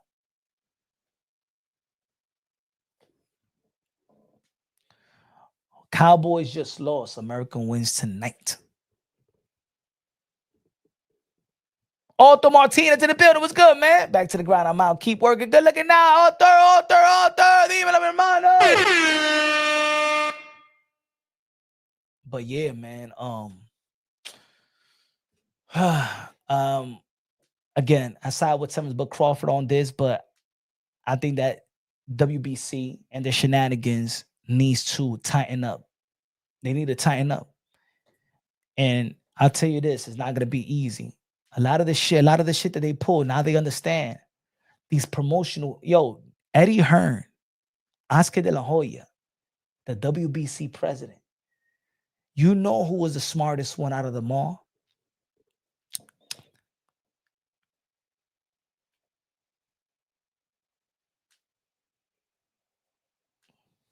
Ooh. You know, you know who the smartest one out of them all. And y'all gonna hate it. Because I know this community hate it. The smartest one that didn't put all their chips in with turkey out shake was Al Heyman. Al Heyman was the smartest one. Al Heyman must have looked at Turkey's play because he took a page out of his playbook. Let's not forget that PBC, remember 2015, PBC wanted to get their own belt. Remember? And there was rumors that PBC was going to get their own belt. Remember? The same thing that the same thing that Terrence Bud Crawford is doing to the WBC is the same thing PBC was doing to the WBO. Y'all remember? Y'all remember, folks? See, I'm taking you back. I'm taking y'all back a decade ago. Well, not or almost a decade ago. Not a decade ago. I get 7 years ago. Y'all remember? Remember, I told y'all as soon as Turkey Al Sheikh hit the scene, I said that he's just taking Al Heyman's blueprint. So that's why PBC don't go with Turkey Al Sheikh, blah, blah, blah. They do business. Luther Kubo give you some fighters here and there, but they're not ingrained in the Turkey Al Sheikh movement like Matchroom was and Oscar and Golden Boy was and Top Rank does and is. Ladies and gentlemen, you notice why the Top Rank, the most credited promotional company in America, can't find a deal. Truly don't have an exclusive network, American network deal. You don't think that's behind the scenes somebody sabotaging? So you're telling me that TKO locks a Paramount deal. Paramount, y'all already know, was Showtime. They left PBC. They don't want nothing to do with boxing. But these guys locked in a $7.7 million deal with no fighters. How you pitch that? How you pitch that to Paramount? PBC 2023 just locked in Gervonta Tank Davis versus Ryan Garcia. Earl Spence versus Bud Crawford. You got Canelo Alvarez on board. And Paramount want no part of boxing. But Paramount wants a part of boxing with a TKO company that got no fighters and get a $7.7 billion deal. Y'all don't see there's something that's going on. And Top Rank with all the fighters. Remember when we say which is a better promotional company? Is it Golden Boy Promotions? Is in comparison to Top Rank? Everybody choose Top Rank. Remember, everybody thought that PBC was not going to have a home. How is Top Rank don't have a home? You don't think that some powerful entities is letting these other networks do not do business with Top Rank? You don't think there's a power entities and to say to the Paramount, leave PBC, don't do business with them? Hey, yo, there's been a play. This is my conspiracy theory. Y'all could believe it or not. It makes sense or not. I think it makes sense to me. There's something going behind the scenes. And there's a power entity that's sabotaging these other entities. You don't got to talk shit about them. But that money speak behind the scenes. Netflix, don't put Canelo Alvarez versus Jake Paul. I'll lock a deal with Canelo and Terrence Bud Crawford. I'd like my deal. Why would Canelo F over a guy? Remember, the deal with Jake Paul was, and Jake Paul showed the contract, was PBC MVP Canelo Alvarez promotion. Canelo Alvarez said a long time ago that if he wished he would have started his career, he would have started his career with PBC. Didn't Canelo Alvarez say that?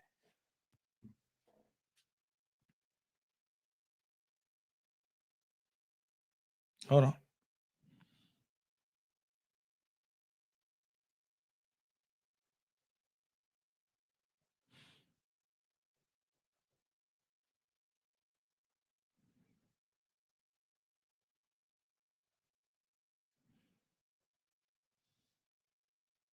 Man, bro, I'm cooking today, bro.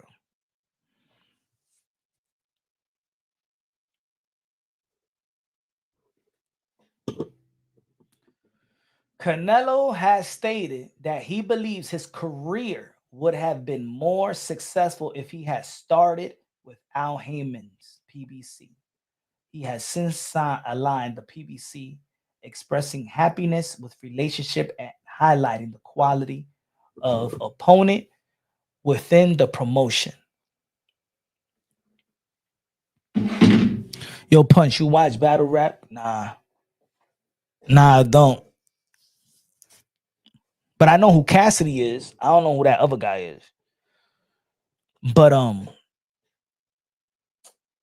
there's something behind the scenes, man. It's powerful behind the scenes, my brothers. And I think that, fighters been tampered with. What's Crawford's plan? Do you think why he's acting like that? Yo, when you got money, like when you got powerful people, man, and the money, because Bud Crawford got to be like, yo, if it wasn't for Turkey I'll Shake, I would have never saw this money. I never would have ever saw this lifestyle. Hey yo, Bud Crawford is doing photo shoot for GQ. Y ese tigre es un GQ. Ahora ese tigre cree que es bonito ahora. He think he's cute now.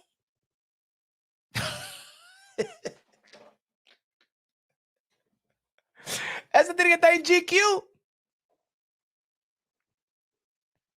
Chocolate, he believed que era Chocolate Thunder ahora, eh. Tú lo viste con esa foto en GQ. Ese tigre que es GQ ahora. Hey, yo, with Top Rank couldn't even get him an interview in a late night show. And now Turkey I'll Shake. Get my Chocolate Thunder in the GQ magazine, my Chocolate Thunder. Ese tigre, hey, he think he cute now?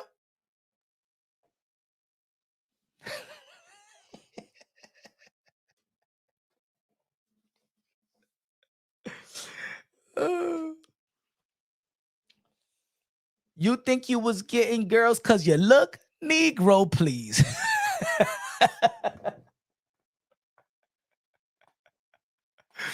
Hit him with the Nas line. You thought you was getting girls because your looks? Negro, please.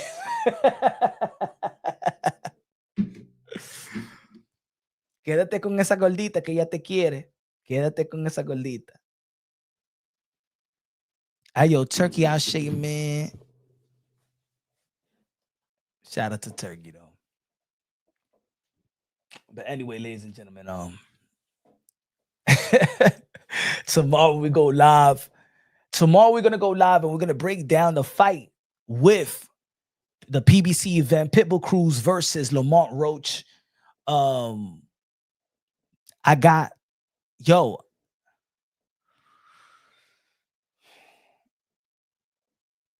think Pitbull Cruz is going to win.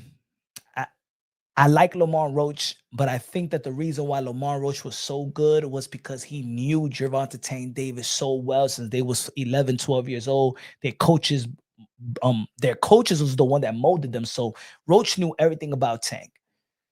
This fight right here, I think it's going to be a split decision victory. I think it's going to be a split decision victory. I got Pitbull. I like both fighters. I like how Lamont Roach carry himself. I like the family dynamic. I got Pitbull split decision.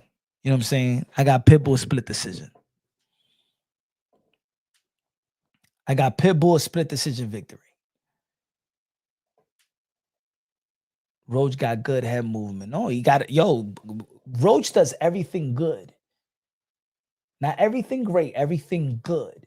He reminds me of, what a Danny Garcia, in terms of doing everything good, not explosive, not none of that, but does everything good. But I got Pitbull Cruz, a split decision. It's going to be rugged. I don't know if, and if he comes with a good game plan and very athletic and really, very accurate, but I don't know. I think that Pitbull is probably going to be too rugged and stuff like that. You know, I don't know, man. This is a tough one to call.